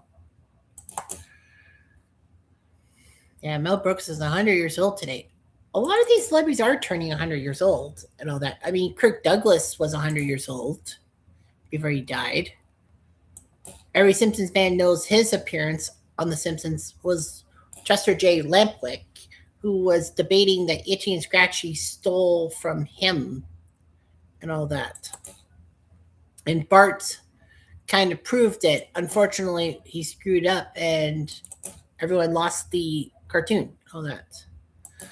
And of course, the cartoon was gone. And Bart, of course, upset that he ruined Itchy and Scratchy. Well, yeah, that's right. I did Simpsons Unhinged this week, and because it was Pride Month, the end of Pride Month coming up, I did the Simpsons episode Homer's Phobia. I talked about, how Bart ruined the family's dryer by doing some kind of Powerball thing, and then all of a sudden, they needed $900 for the gas line, and then Marge thinks selling some antique would get them $900. So they go to the store, but unfortunately, it actually is little more than a whiskey thingy. And then Homer notices the stuff that John, the guy played by John Waters, actually sells and says, we have campy stuff too. So they basically so Homer and John hit it off. And then, of course, Homer wants John and his wife to come by, but Marge basically tells him that I don't think that's going to work, and Homer vows to fix him up and all that with his friends, but Marge spells it out for him that he's a homosexual. Homer then goes into panic mode and all that. Marge is not too pleased with his behavior, and then Homer refuses to go to a tour of Springfield that John sets up. He basically refuses to go. Simpsons have a decent time. Homer tries to get people to realize things and all that, and then notices Bart wearing a Hawaiian shirt, and he freaks out when Bart says it comes out of the closet. I see. And then there's cactus candy and all that Homer shudders when Bart picks the wrong color frosting. And then he tells Marge that he saw Bart in a Hawaiian shirt and basically said that there are only two types of people that wear Hawaiian shirts, gay guys and big fat party animals. And I don't think Bart's a big fat party animal, although he has the genetics for it. Homer practically decides to blame Marge for everything because he might as well. But Marge sees through the ruse and says, you're not spending time with Bart. Maybe that's what's making him effeminate, if you will. So Homer decides to take Marge up on her thing and tries to take adventure with Bart, but Bart's happy just parading in wigs and all that. And Homer snaps at John and basically says that you made the U.S. Navy a floating joke. You guys took Lance and Julian, that were some of our key names. And then also he's like, we need a name. You can't call yourself a certain name. We needed to basically say to you. And he basically says he will train Bart to be hetero. So he plunks Bart in front of a cigarette thing, and Bart's ready for cigarettes. Nice. What's your brand? Anything slim. And Homer gasps angrily, not realizing that the thing was for Laramie Slims. Simple. So then practically, Homer then takes Bart to a steel mill. Unfortunately, it's a front for a gay club or whatever it is. And Homer basically freaks out. Then he goes to Moe's Tavern, and Moe tells him that the steel industry was always gay and all that, and says that you can make Homer, why don't you make Bart shoot a deer and make himself a man? So Homer does that, listening to Mo instead of his own intuition. Of course, it's almost always that Homer will listen to his friends a lot more than family or reason for that matter. I forgot to put that in when I talked about that episode about the rhyme or reason, that he basically believes everything Mo says, but when anyone else says something, he doesn't. He shows loyalty to his friends. Bart actually does call them out about hunting saying gay and says that is the wrong attitude. Actually, it is the right attitude in a sense if Homer's trying to make Bart hetero. So basically, they fail in their attempt to do everything. Homer is shocked. They go to Santa's village and realize they can make Bart shoot some reindeer, but Bart refuses to, and Homer refuses to listen to reason. So practically, Homer thinks he's gotten Bart shooting deer, but it's just the antlers, and basically Homer gets tenderized. Fortunately, John and Marge and them realize what's really going on and save Homer and them. Mo is not too pleased with being saved by a sissy. His words, not mine. And so he contemplates, what. And Homer steps in to defend John, despite the fact that he doesn't feel like defending John. So Homer then tells Bart it's okay to live your life the way you want to live. Bart's confused. Lisa then basically has no filter, tells him that Homer thinks he's gay, and then Gotta Make You Sweat plays over the credits. So that's pretty much the episode. And then I talk about could Bart really be gay, and Homer's prejudices and all that. Oh boy, they really came back from the break fast. We're in the 49th minute. So yeah, it was basically, and I also said about the episode how good that The Simpsons, they won a few awards for that episode, basically juggling topic about homosexuality with a father thinking his own prejudices. Homer, this wouldn't actually be the last time he would show some massive prejudices in the Simpsons universe, because there was that episode 3, Gays of the Condo, in which Homer overreacts after learning that Marge only stayed with Homer because she was pregnant with Bart. He gets residency with gay people, with 2 gays, and then he actually says, what will win out, my old-fashioned prejudices or my newfound appreciation for things? And then, of course, he does have a gay kiss, and he thinks it's a great kiss and all that. He's confused about it. And then, of course, I talked about that gay marriage episode about on The Simpsons, and how, Homer sees the gay people only as dollar bills so that he could buy himself a big screen TV. And he even had the sign "Death Before Gay Marriage" and all that, and changed his views for money. How much Homer sells out for the almighty dollar. So yeah, that was basically what I was doing the whole time, the whole day, and all that. Just getting some things set up. Will that be enough to give me those things? Will give me that badge?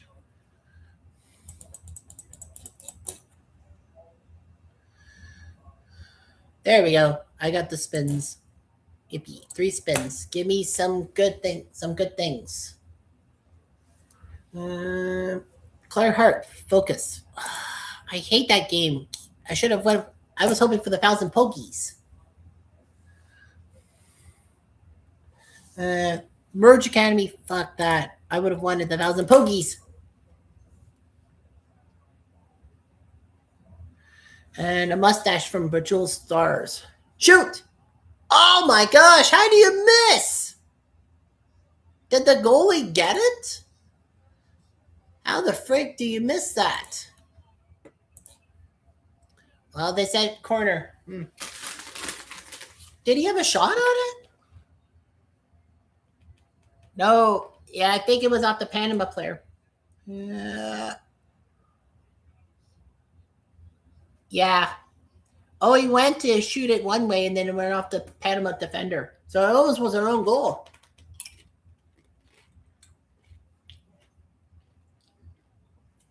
Facts.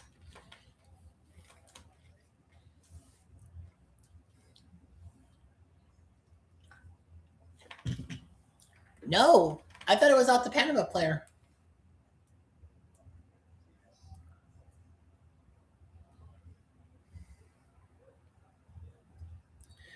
Blue Jays suck. Blue Jays suck.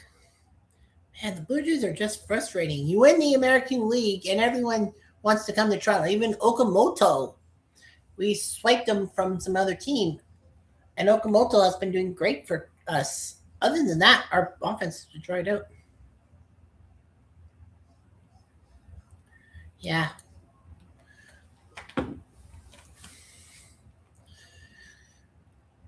Man, Panama, this is just. Oh, they got a yellow card for Jardo. It's not going to really matter. I mean, a lot of people say, well, you got to, if you get a yellow card, like 2 yellow cards in the group stage, yet your team's eliminated, it means nothing, right? It actually doesn't, because then the next international, you're booted from, like you're banned from it. A lot of people say that, when Zidane retired after 2006 World Cup, and of course he finished it off with that freaking headbutt of Materazzi, which was kind of coming in a sense because of Materazzi making insults to Zidane's family. But Zidane was, well, good thing he retired because he can't be booted for the next match and get a soccer suspension. He had served massive community service for that.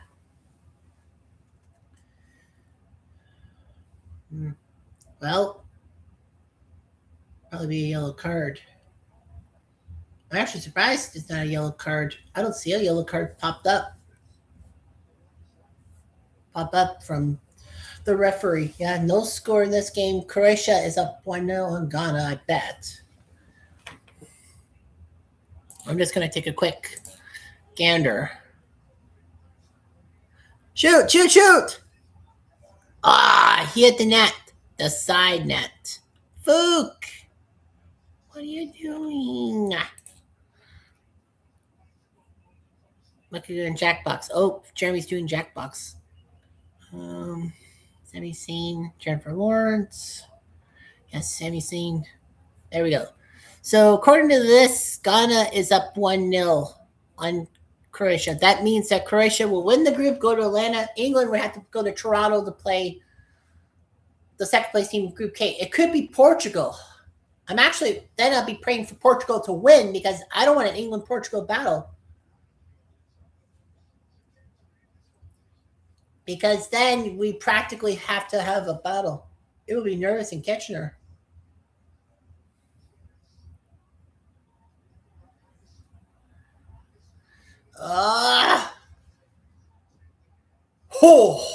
Just over the bar. Oh, that would have been critical if England had. Oh man, I thought for sure they had the goal. Well, Panama is going nowhere. They're not going to make it to the round of 32, but they can fuck England over. Yeah. If England loses, well, they have 4 points, and Croatia beats Ghana. That actually helps out in a sense that England would take second place. Croatia would win. Ghana would get in for one of the third place matches with 4 points. That actually pushes another team down. I think that means Scotland, because I think if Ghana had to beat Croatia, Ghana has to beat Croatia for Scotland to still have a chance. I did pick Scotland to make it, and I said this England's was up to 48 teams. They cannot fuck this up. And Scotland has kind of fucked it up.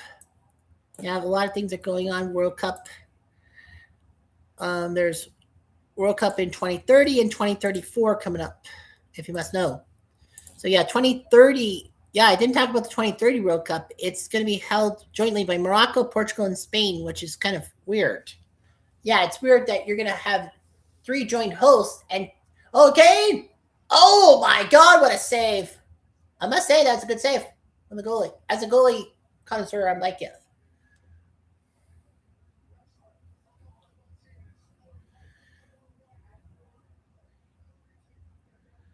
Nice job, Kane.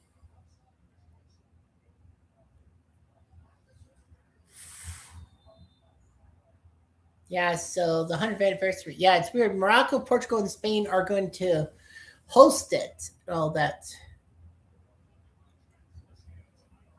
And they're from two different continents. Morocco's Africa, Portugal and Spain are from England, are from Europe. There's actually going to be a match at the Centennial Stadium in Uruguay, Montevideo, host stadium of the 1930 final, and they're going to put a game in Argentina and Paraguay because of the 1930 World Cup. Man, that kid with that paint job looks like he's bleeding. Anyway, this was the first African World Cup since 2010. South Africa had it, the first ever in North Africa, the first across the Mediterranean Sea, the first in South America since 2014. Brazil, and that was a disaster because Brazil lost that semifinal.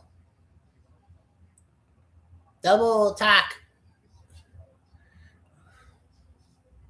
Well, England's got a chance.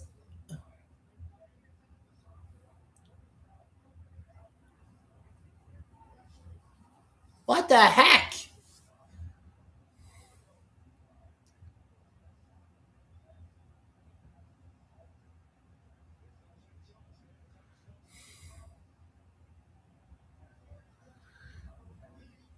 Ay, ay.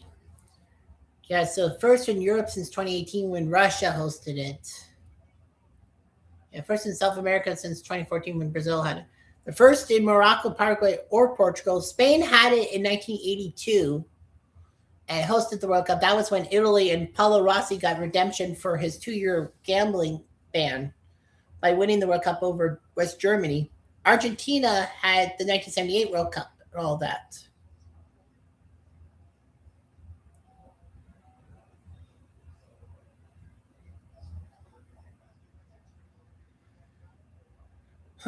So anyway, yeah. In Uruguay, their first match is in 1930, the inaugural thing. A lot of people actually said they might expand to 64 teams because to honor the tournament's centennial anniversary. CONMEBOL proposed it. That's the South American things. Yeah, the whole selection and all that. The professions. They couldn't have Asia or CONCACAF or the North America to host the bid to host the 2030 World Cup and all that.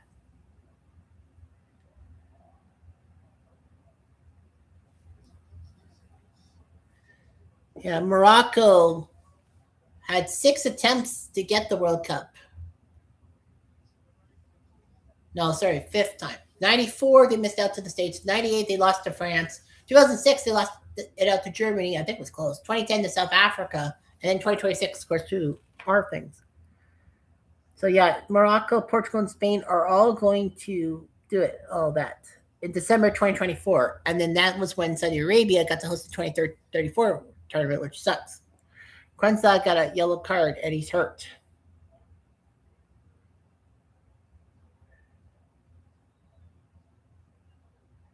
Well, Spain. So allegedly, Spain's going to be the host, the highest ones. There's a proposal that Spain will have 11 stadiums hosting matches. Portugal will have 3 stadiums, and Morocco will have 6. So basically, Morocco will be the number 2 nation for hosting matches, and Portugal will be number 3.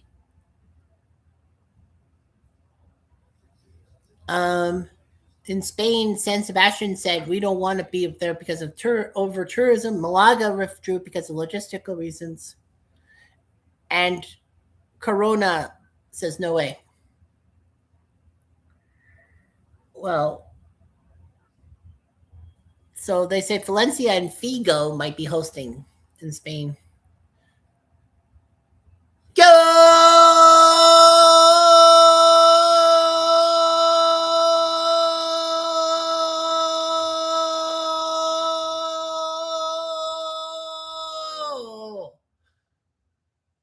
I didn't see that coming. Yippee!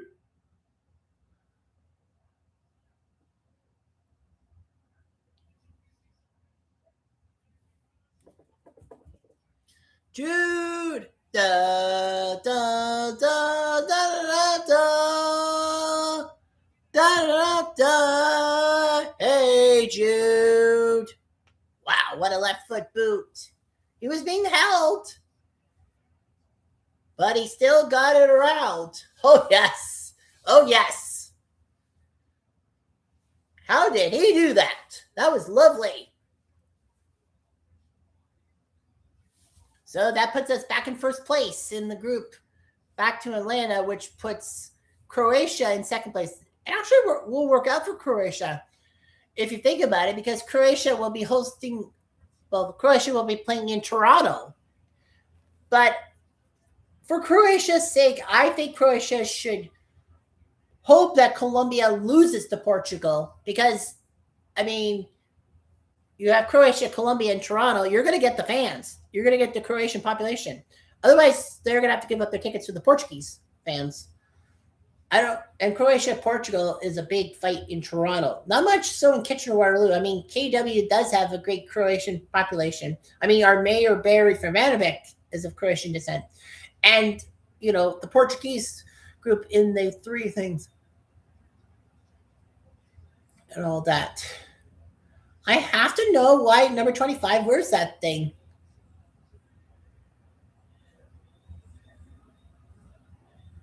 I think that's the first substitution for England. I have to find that out. Ooh. Let's kick it out. It doesn't matter what you do, England. Bill. 25. D.G. Spence. I need to know what he wears. Why he wears that thing. That's for England.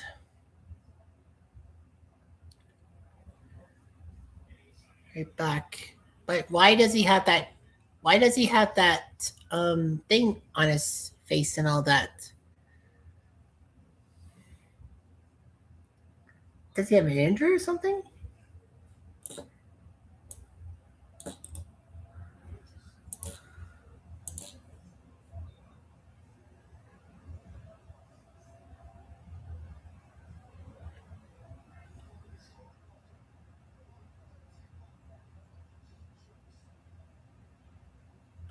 Saka out, Kwanzaa in, out, Maduki and Spence in. Awesome faith. Yeah, Beckham.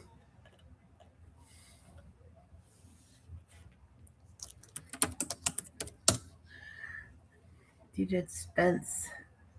What is he wearing on his face? The mirror says, why? What is he wearing on his face? Yeah, he's wearing some kind of, is it a chin covering? He's wearing a jaw guard. Oh, he has a broken jaw. Okay. So that's a jaw thing. Okay. So England's up 1-0. Okay, so Morocco, Argentina, Paraguay, Uruguay, Portugal, and Spain are all going to be in the 2030 World Cup, obviously, as co-hosts. And the Centennial match co-host. I mean, Argentina, Paraguay, Uruguay. Well, they all made it. Morocco, Portugal, Spain. All six made it to this World Cup in 2026. CONCACAF is going to announce their qualifying format for the 2030 World Cup. The 22 teams from 14 to 35 in the CONCACAF rankings will be drawn into pairs for home and away, with the 11 winners going to round 2. And then the top 13 teams in CONCACAF will be joined by the 11 winners to have 6 groups of 4 facing each other home and away. The top 2 from each group will advance to the final round. And the final round, the 12 teams that advance from round 2, Ghana has 4 points. So Croatia is winning because Ghana was at 4, Croatia on 3. So Croatia is winning. So England would be going through to Atlanta. Croatia, this is a good moment. Well, Ghana will be a third-place team and will make it. But this would be good for Croatia because they're playing in Toronto. I mean, I think they want England to win and them to win so that they can go to Toronto. Header! Goal!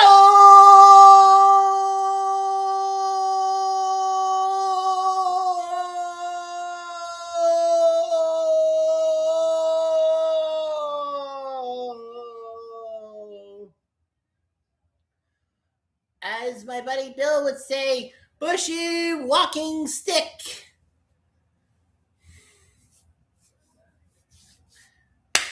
What a shot by Hurricane. That's the Hurricane we love to see. England are up 2-0. Well, you can't blame Panama. I mean, they put England to the sword a couple times this day.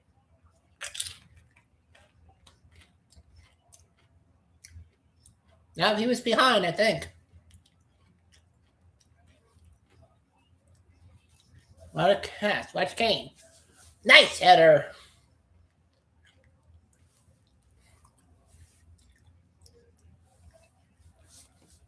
Oh, yeah. What am I worried about? Nothing. England up 2-0. So, yeah, that header's big. Yeah, the final round at CONCACAF will be the 12 teams that advance from round 2 will be in 3 groups of 4. The top 2 of the top 3 groups of 4, the top 2 will go to the World Cup, and the 2 better third place finishers will have to do a play-in.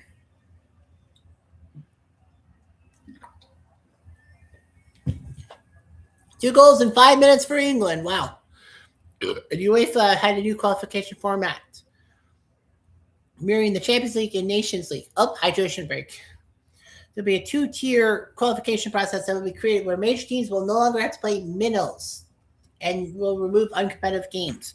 Under the new rules, the 36 highest countries in UEFA, as determined by the 29 Nations League, will be drawn in 3 groups of 12. In League One. League One would be 3 groups of 12.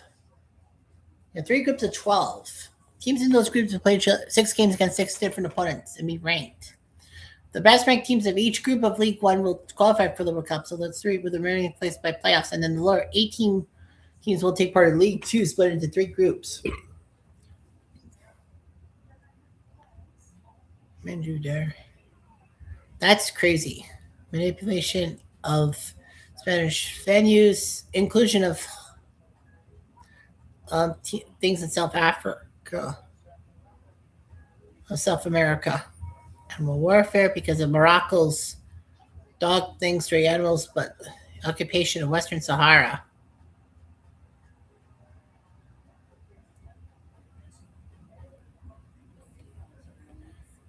Yeah, that'd be weird. Gen Z protests. All that because they're upset spending money. World Cup. 2034 World Cup will be the 25th World Cup, but Saudi Arabia uncontested. So yeah. Well, it was the hosting eligibility was Asia and Oceania because the 2030 World Cup was on 3 continents: Africa, Europe, South America. Well, South America does those centennial matches. Africa because of Morocco, and Europe because of that thing. A lot of people said that FIFA bent the rules so that Saudi Arabia would host it. All that. And a lot of people basically said the 2034 World Cup is basically trying to sports wash and all that. Yeah, a lot of people said that, they were trying their best to get Saudi Arabia to host the World Cup 2034.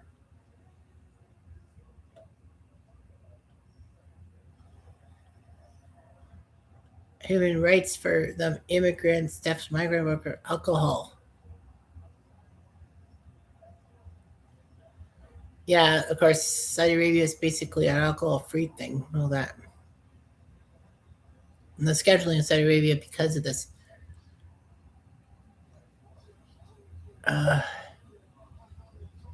So a lot of people said that, they might have to do it in November, December. But the problem was Saudi Arabia is hosting the 2034 Asian Games and Ramadan is in December.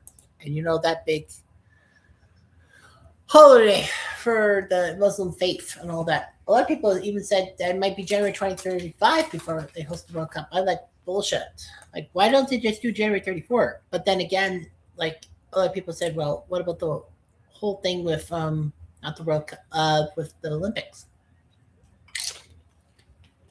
DC is in rebellion.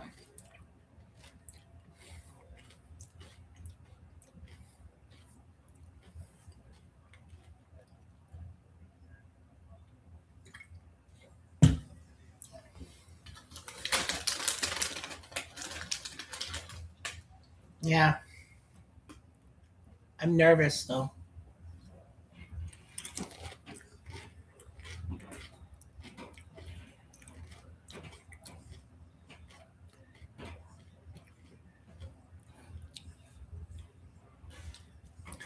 Because, well, I'll be upfront. If England does score again, then it's practically 3-0, and then I'm practically going to just leave and then just watch Croatia versus Ghana, because that game is critical too. I'm actually surprised they don't just 11th World Cup goal. Yep, Harry Kane just broke the England record for most goals at a World Cup in history, breaking the record of Gary Lineker. Man, it took a long time. Lots of records. I mean, Mbappe now has the French record, not the all-time record for goals at the World Cup. Mbappe has the French record that stood for 68 years, because Jules Fontaine had 13 goals in the 1958 World Cup. And that was still the French record to the day for the World Cup. And then, of course, Messi now has the record for most goals in the World Cup in history. World closest record. I mean, Messi has a good legacy. All that. A lot of people said Argentina should be able to win the World Cup and do what only Brazil in 1962 and Italy in 1938 have done and gone back to back. Well, Italy was 34-38 and Brazil 58-62. No country has ever gone back to back. Uruguay in 1930 kind of went back to back, but they were not in the 34 or 38 World Cup. 1950 they won, so they technically went back-to-back appearances, but not back-to-back tournaments. Italy went back-to-back 34 and 38. 1950, Uruguay won, fell in the quarterfinals, or was it semifinals? Semis, I think. 54 champions, West Germany didn't do well in 1958. Brazil went back-to-back 50 and 62, and of course got hacked. Yeah, Italy, well, 1950, I think they were kind of out of the World Cup because of their fascist thing. And also they lost some of their key players from that plane crash in Torino. Oh, that looked like that hit the net, but it hit the outside of the net. Yikes. So, yeah, so England's now up 2-0 on Panama. So that's almost all but certain to make me at ease. But strange things have happened. And Croatia, as of right now, is up 1-0 on Ghana, I feel. So that practically means that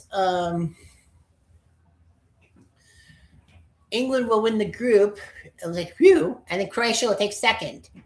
But after all, they're playing in Toronto, so they'll have some things. And honestly, I'm hoping Portugal beats Colombia, because Portugal and Croatia, that's going to be one hell of a mess in Toronto on Thursday. Lots of head tennis out there. We're playing soccer, not head tennis. People. Oy vey. Oops, nope. So, yeah. Anyway, that was wide. So, Panama keeps trying. At least they're not falling. They're not, like, basically saying, we're screwed. We are going to just screw up. I think England's just playing defensively. They have to. So, yeah, so England up 2-0, so they'll win the group. Thank goodness for that. That tie with Ghana was basically nothing. But, I mean, the past 2 Euros and the past 2 World Cups, England has always done terribly in the second group stage matches, but have pulled it out.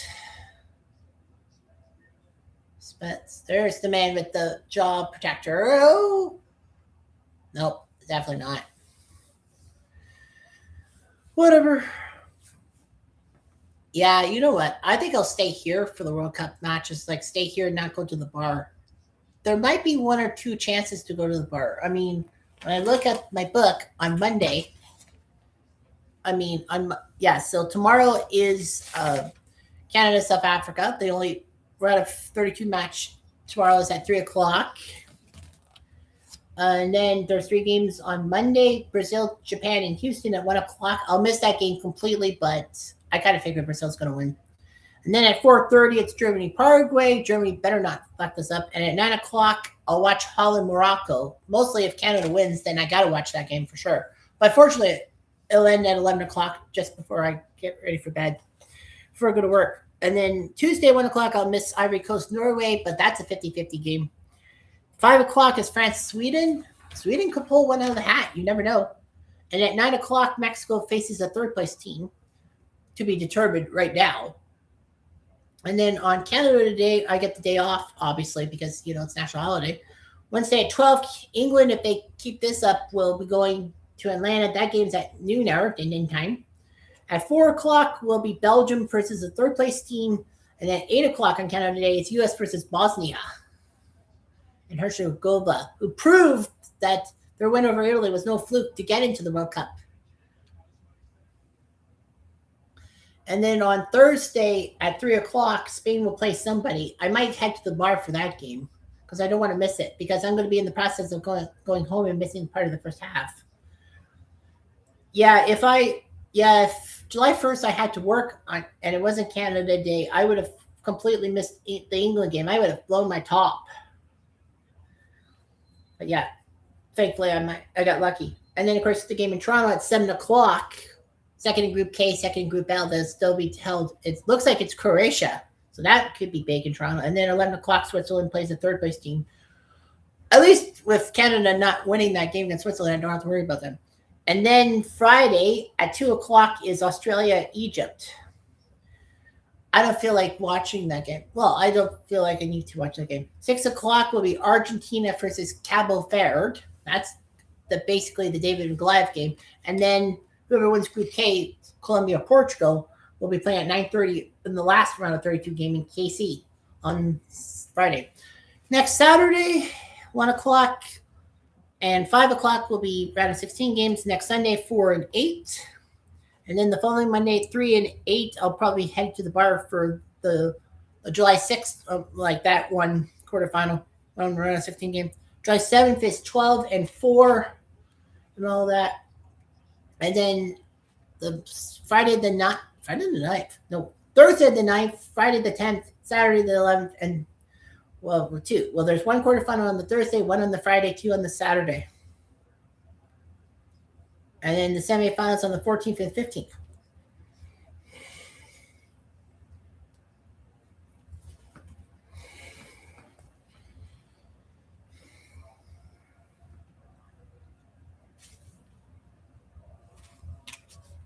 Yeah, the third place game on that Saturday and then Sunday. Oh, Ghana just tied Croatia. Ghana just tied the score against Croatia. Wow. So that means Ghana will jump into second place. Croatia, I think, will get in as a third place team. So, yeah, Ghana just tied the game. Now they're probably headed to Toronto. Wow, that is huge. Ghana just tied it. Black Stars are looking good. I told everyone, Group L is the group of death. Never count out Ghana when they have to. I mean, yeah, Ghana has a terrible FIFA ranking in 2026, but anything can happen. I said, don't sleep on Ghana. Yeah, I put them in third place. In Panama, I know England beat Panama, 6-2 8 years ago, but, England, I don't think really has power for 6 goals. Yep. Header. Teddy Ruxpin. What am I thinking? Yeah. Canada Day is going to be tough because I got a few projects I want to do. And then, of course, I got the World Cup to keep my elbows on. So it looks like England noon hour on Canada Day.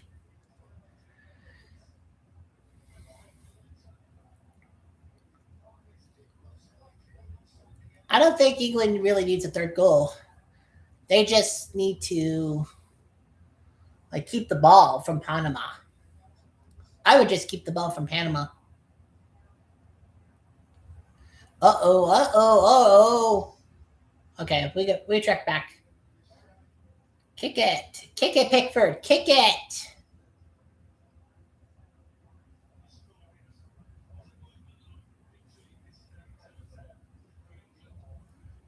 England up 2-0. Well, I heard the ding ding. Do we have another goal in Philly? Well, England's gonna make another substitution. A pair of substitutions, I think.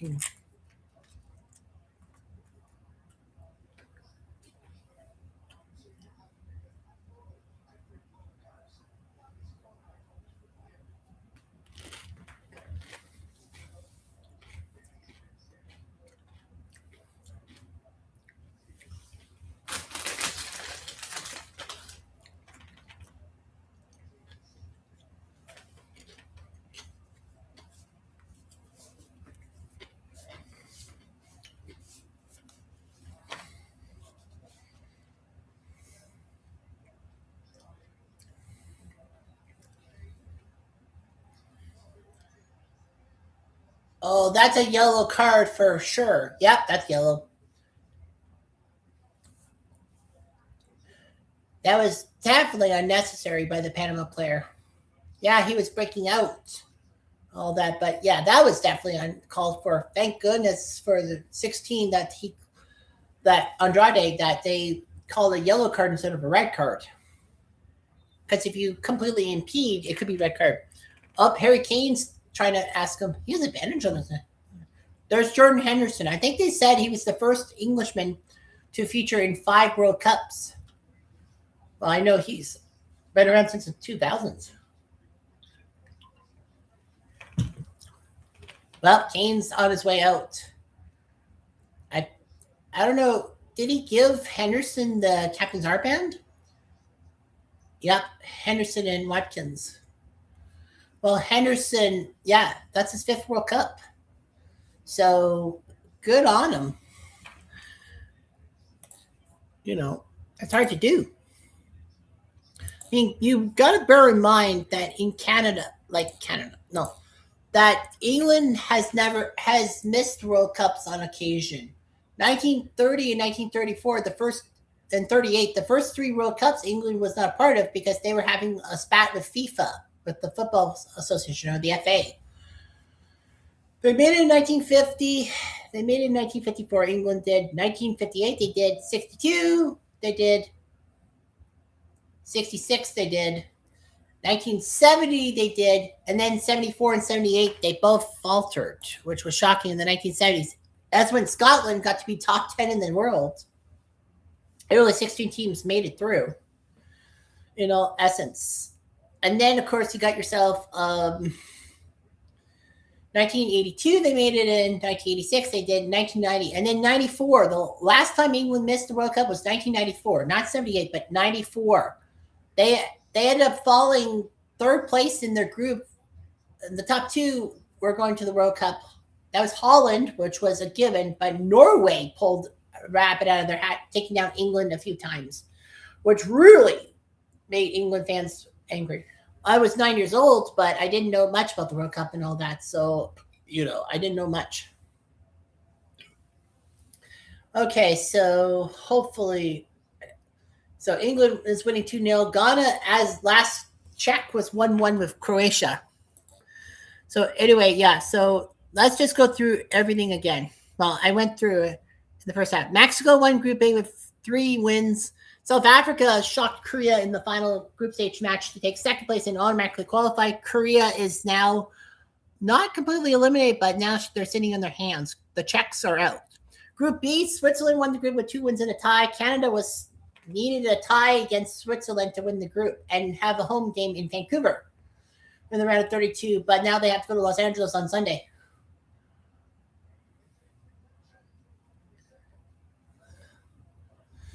Yeah, Canada got 4 points. Bosnia also got 4 points in Group B, but Canada had the better goal differential. Bosnia is in with 4 points as one of the 8 third-place teams. You had a 67% chance, 8 out of 12, to make it. Qatar with 1 point. They did tie Switzerland.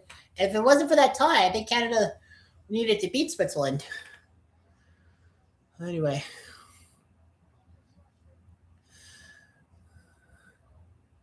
Just shoot. You have nothing to... You have 4 minutes. Just kill the clock. Oh. Brutal.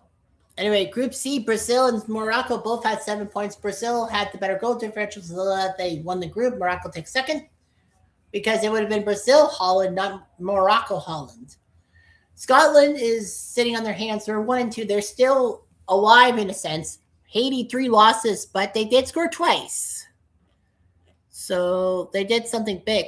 Like South Africa only scored 2 goals in Group A, and they qualified for the World Cup, and Haiti had 2 of their own. Group D, the Americans won the group with a 2-1 mark. Australia and Paraguay both were 1-1-1, but Australia on goal differential won the second place. Paraguay took third with 4 points. Turkey with 3 points took fourth and finished out of it. I mean, when you look at it, Turkey won a game. Their goal differential is -2. They had a better goal differential than Scotland, and Scotland could potentially still make the World Cup. Round of 32. Turkey beat the Americans. Well, the Americans were the B team and all that.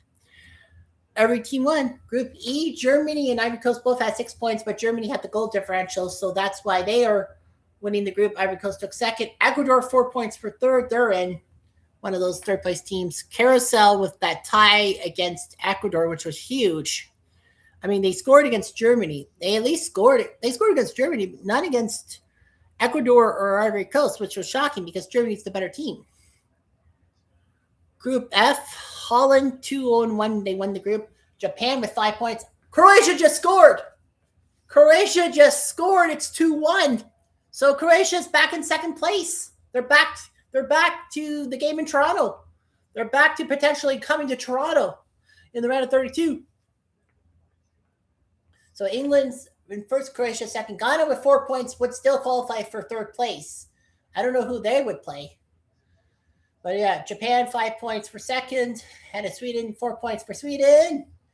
Without, their third place team. Tunisia 3-0. 0-3, only scoring twice and conceding 12 goals. Group G, Belgium, they shot down New Zealand 5-1 on last night.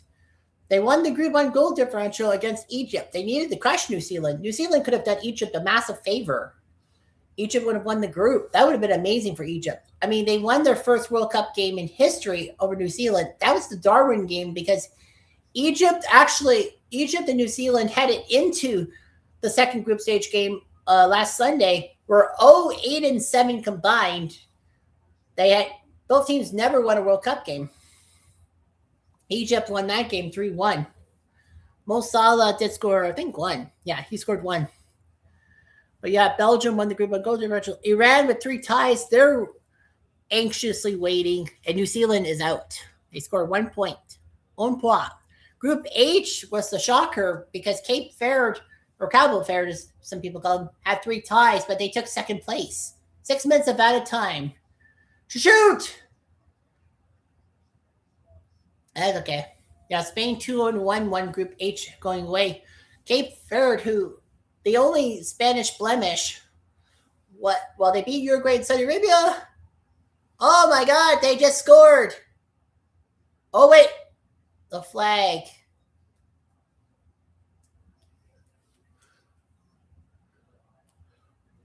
Oh, he was offside. Was he offside? Oh, yeah, he was. If he was on, there has to be 2 defenders forward. If he was on level, like kind of at the same distance as the defender, that is onside. Well, Panama wasn't going anywhere, but yeah. Why is he having his head in his hands? That was offside. Fuck. Yeah, that was a breakaway. If he was like on the beside the defender, that counts as a clean goal. Yeah, Cabo Verde with 3 ties, taking second place in their group because Uruguay and Saudi Arabia basically lost twice. Only 2 of the 6 games were decided by somebody. Spain beating Uruguay and Saudi Arabia. Everything else was ties.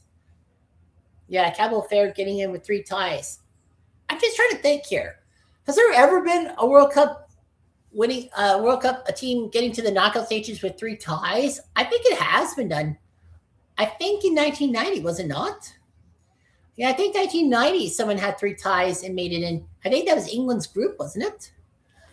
I have a funny feeling because I remember something. I remember that one World Cup group in 1990 that was one of the worst.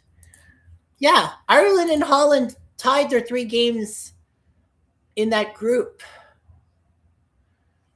And yeah, they had 3 ties and they got into the knockout stages. Well, Ireland was second and would have got it. Yeah, that would have got in. Yeah, England, the only non-tie was England against Egypt. Ireland tied England, Holland, and Egypt. Holland tied Ireland, England, and Egypt. And yet Ireland took second place. They actually drew lots because Ireland and Holland both had 3 ties. They both scored twice. Well, their goal differential was the same and at 2-2. Yeah. They had the same amount of ties. They had the same amount of goals scored, goals against, offside by a whisker. I feel bad for Iran because they got cheated against that Iran got cheated against Egypt yesterday because they called the goal for offside. Yeah, they had to draw lots and all that. Yeah, England tied Ireland 1-1. England was up 1-0, but Ireland tied it. Holland was up 1-0 on Egypt, but Egypt, the Pharaohs tied it. England and Holland ended up 0-0. Ireland and Egypt ended up 0-0, which was shocking. England beat Egypt 1-0 on a goal by Ian Wright. No, Mark Wright. That was Ian Wright. And Ireland tied Holland. Holland was up 1-0, but Ireland tied it. A lot of people practically said that was one of the worst pathetic things. But yeah. So yeah, Cape Verde took second. Uruguay and Arabia both with 2 points. They're done for. They don't qualify. Saudi Arabia will try to qualify for the 2030 World Cup. They know they're in the 2034 World Cup because they're the hosts. I mean, Saudi Arabia's not a half-bud for soccer nation. They do make World Cups as part of the Arabs and all that in Asia groups. They have had some decent results. I think Saudi Arabia has only won 1 game in World Cup history, and that was against Belgium, if I remember correctly. I might be wrong. Don't quote me on that, but you're going to have to quote me on that. Okay, where's the World Cup history thing? Stats, all-time standings. And we're talking about Saudi Arabia. Where are they? Those bastards. Saudi Arabia. Oh, there's won 4 World Cup games in their 7 appearances. I know they beat Belgium 1-0. That was the Saeed Al-Awarian goal. They should just hang on to the ball. We know England's going to win this game. I'm curious about Saudi Arabia, though. Oh, yeah. Group H. Group I, France and Norway, Senegal are in. Group I, no ties. France, Norway, Senegal, Iraq, no games around them were ties. Iraq did score only 1 goal, but still, there were no ties. There's no ties in baseball. Group J, of course, is coming up much later tonight. Argentina's one thing, and it's definitely in. It will be down to Austria and Algeria, the other A's in this group, to battle it out. Austria needs a tie to assure themselves in because they have the goal differential against Algeria.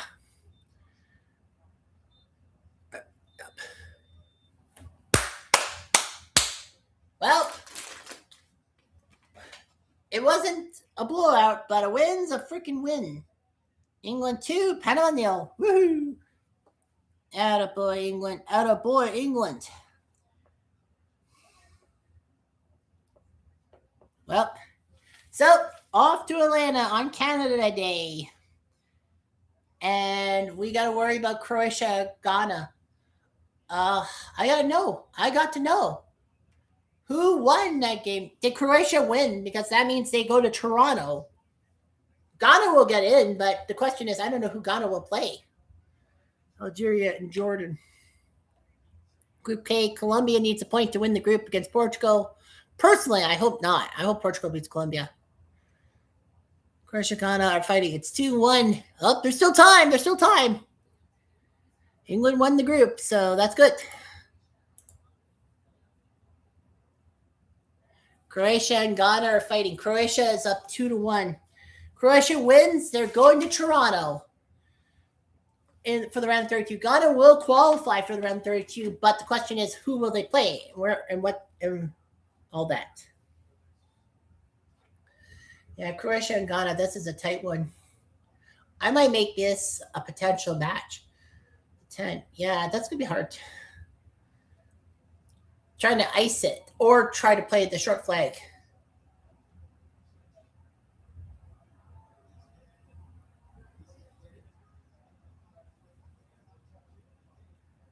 Ghana's got to go quickly. A tie gets them second place and a trip to Toronto.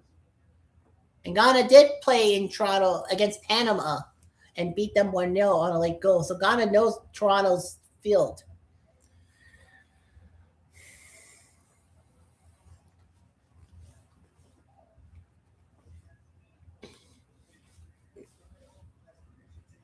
Yeah.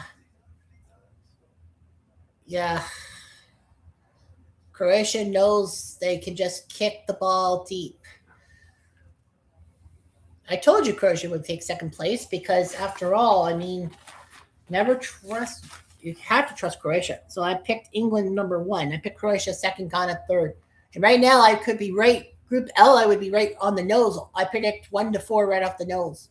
And I've done that with how many groups? 1 group, 2 group, 3 group, 4 groups. I have 4 groups out of 10, if you will. This would be group number 5. So yeah, if Croatia hangs on to win, then that's 5 groups out of 10 that I've picked 1-4 on the nose, which isn't half bad. Got up. Nope, I missed. And that's it. I think that's it. That's the end of the game. Croatia's going to take second place. Come to Toronto.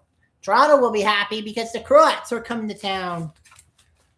I know they're happy in Toronto. They should be happy. I think I might make this a matchup. Croatia, Congo. Yeah, Congo, Uzbekistan, and Algeria, Austria. That practically is going to scream some moments. Ghana tried. Croatia wins. They're in second place. Those are Nahas. Why? Well, anyway, yeah. So congratulations to Croatia. I knew they would do it. So they're going to T-Dot. The question now is, who will they face? Is it Colombia or Portugal? It's a guarantee it's one of those 2 nations. And for my money, it has to be Colombia. Portugal better beat Colombia because a Portugal-Croatia field in Toronto would be kind of crazy. I mean, there are some Colombian fans to come to Toronto, but Croatia probably will want Portugal to win so that they can kind of have a home game. Vlasic and Sucic scoring for Croatia. Lakasen for Ghana. Ghana tried, but Croatia wins 2-1. So that's good news. Is that 11 or 11? So yeah. Well, we know for sure England's going to Atlanta and Croatia is coming to Toronto. So that's actually good news for Croatia because they have the population in Toronto. They have the power. They'll be fine. And just a reminder, coming up 7:30 Eastern Time, Colombia, Portugal, that big game in Miami. That's a huge game because that's for tops in the division. The winner will be going through. Yeah, the winner in Group K will be going to Kansas City to play the round 32 game next Friday. The second place team will have to face Croatia in T-Dot next Thursday. Congo, Uzbekistan, there's still a fight for third place and all that pride in the line. Congo, if they win, they get one of those third place things with 4 points. Congo needs to be Uzbekistan. They'll get in.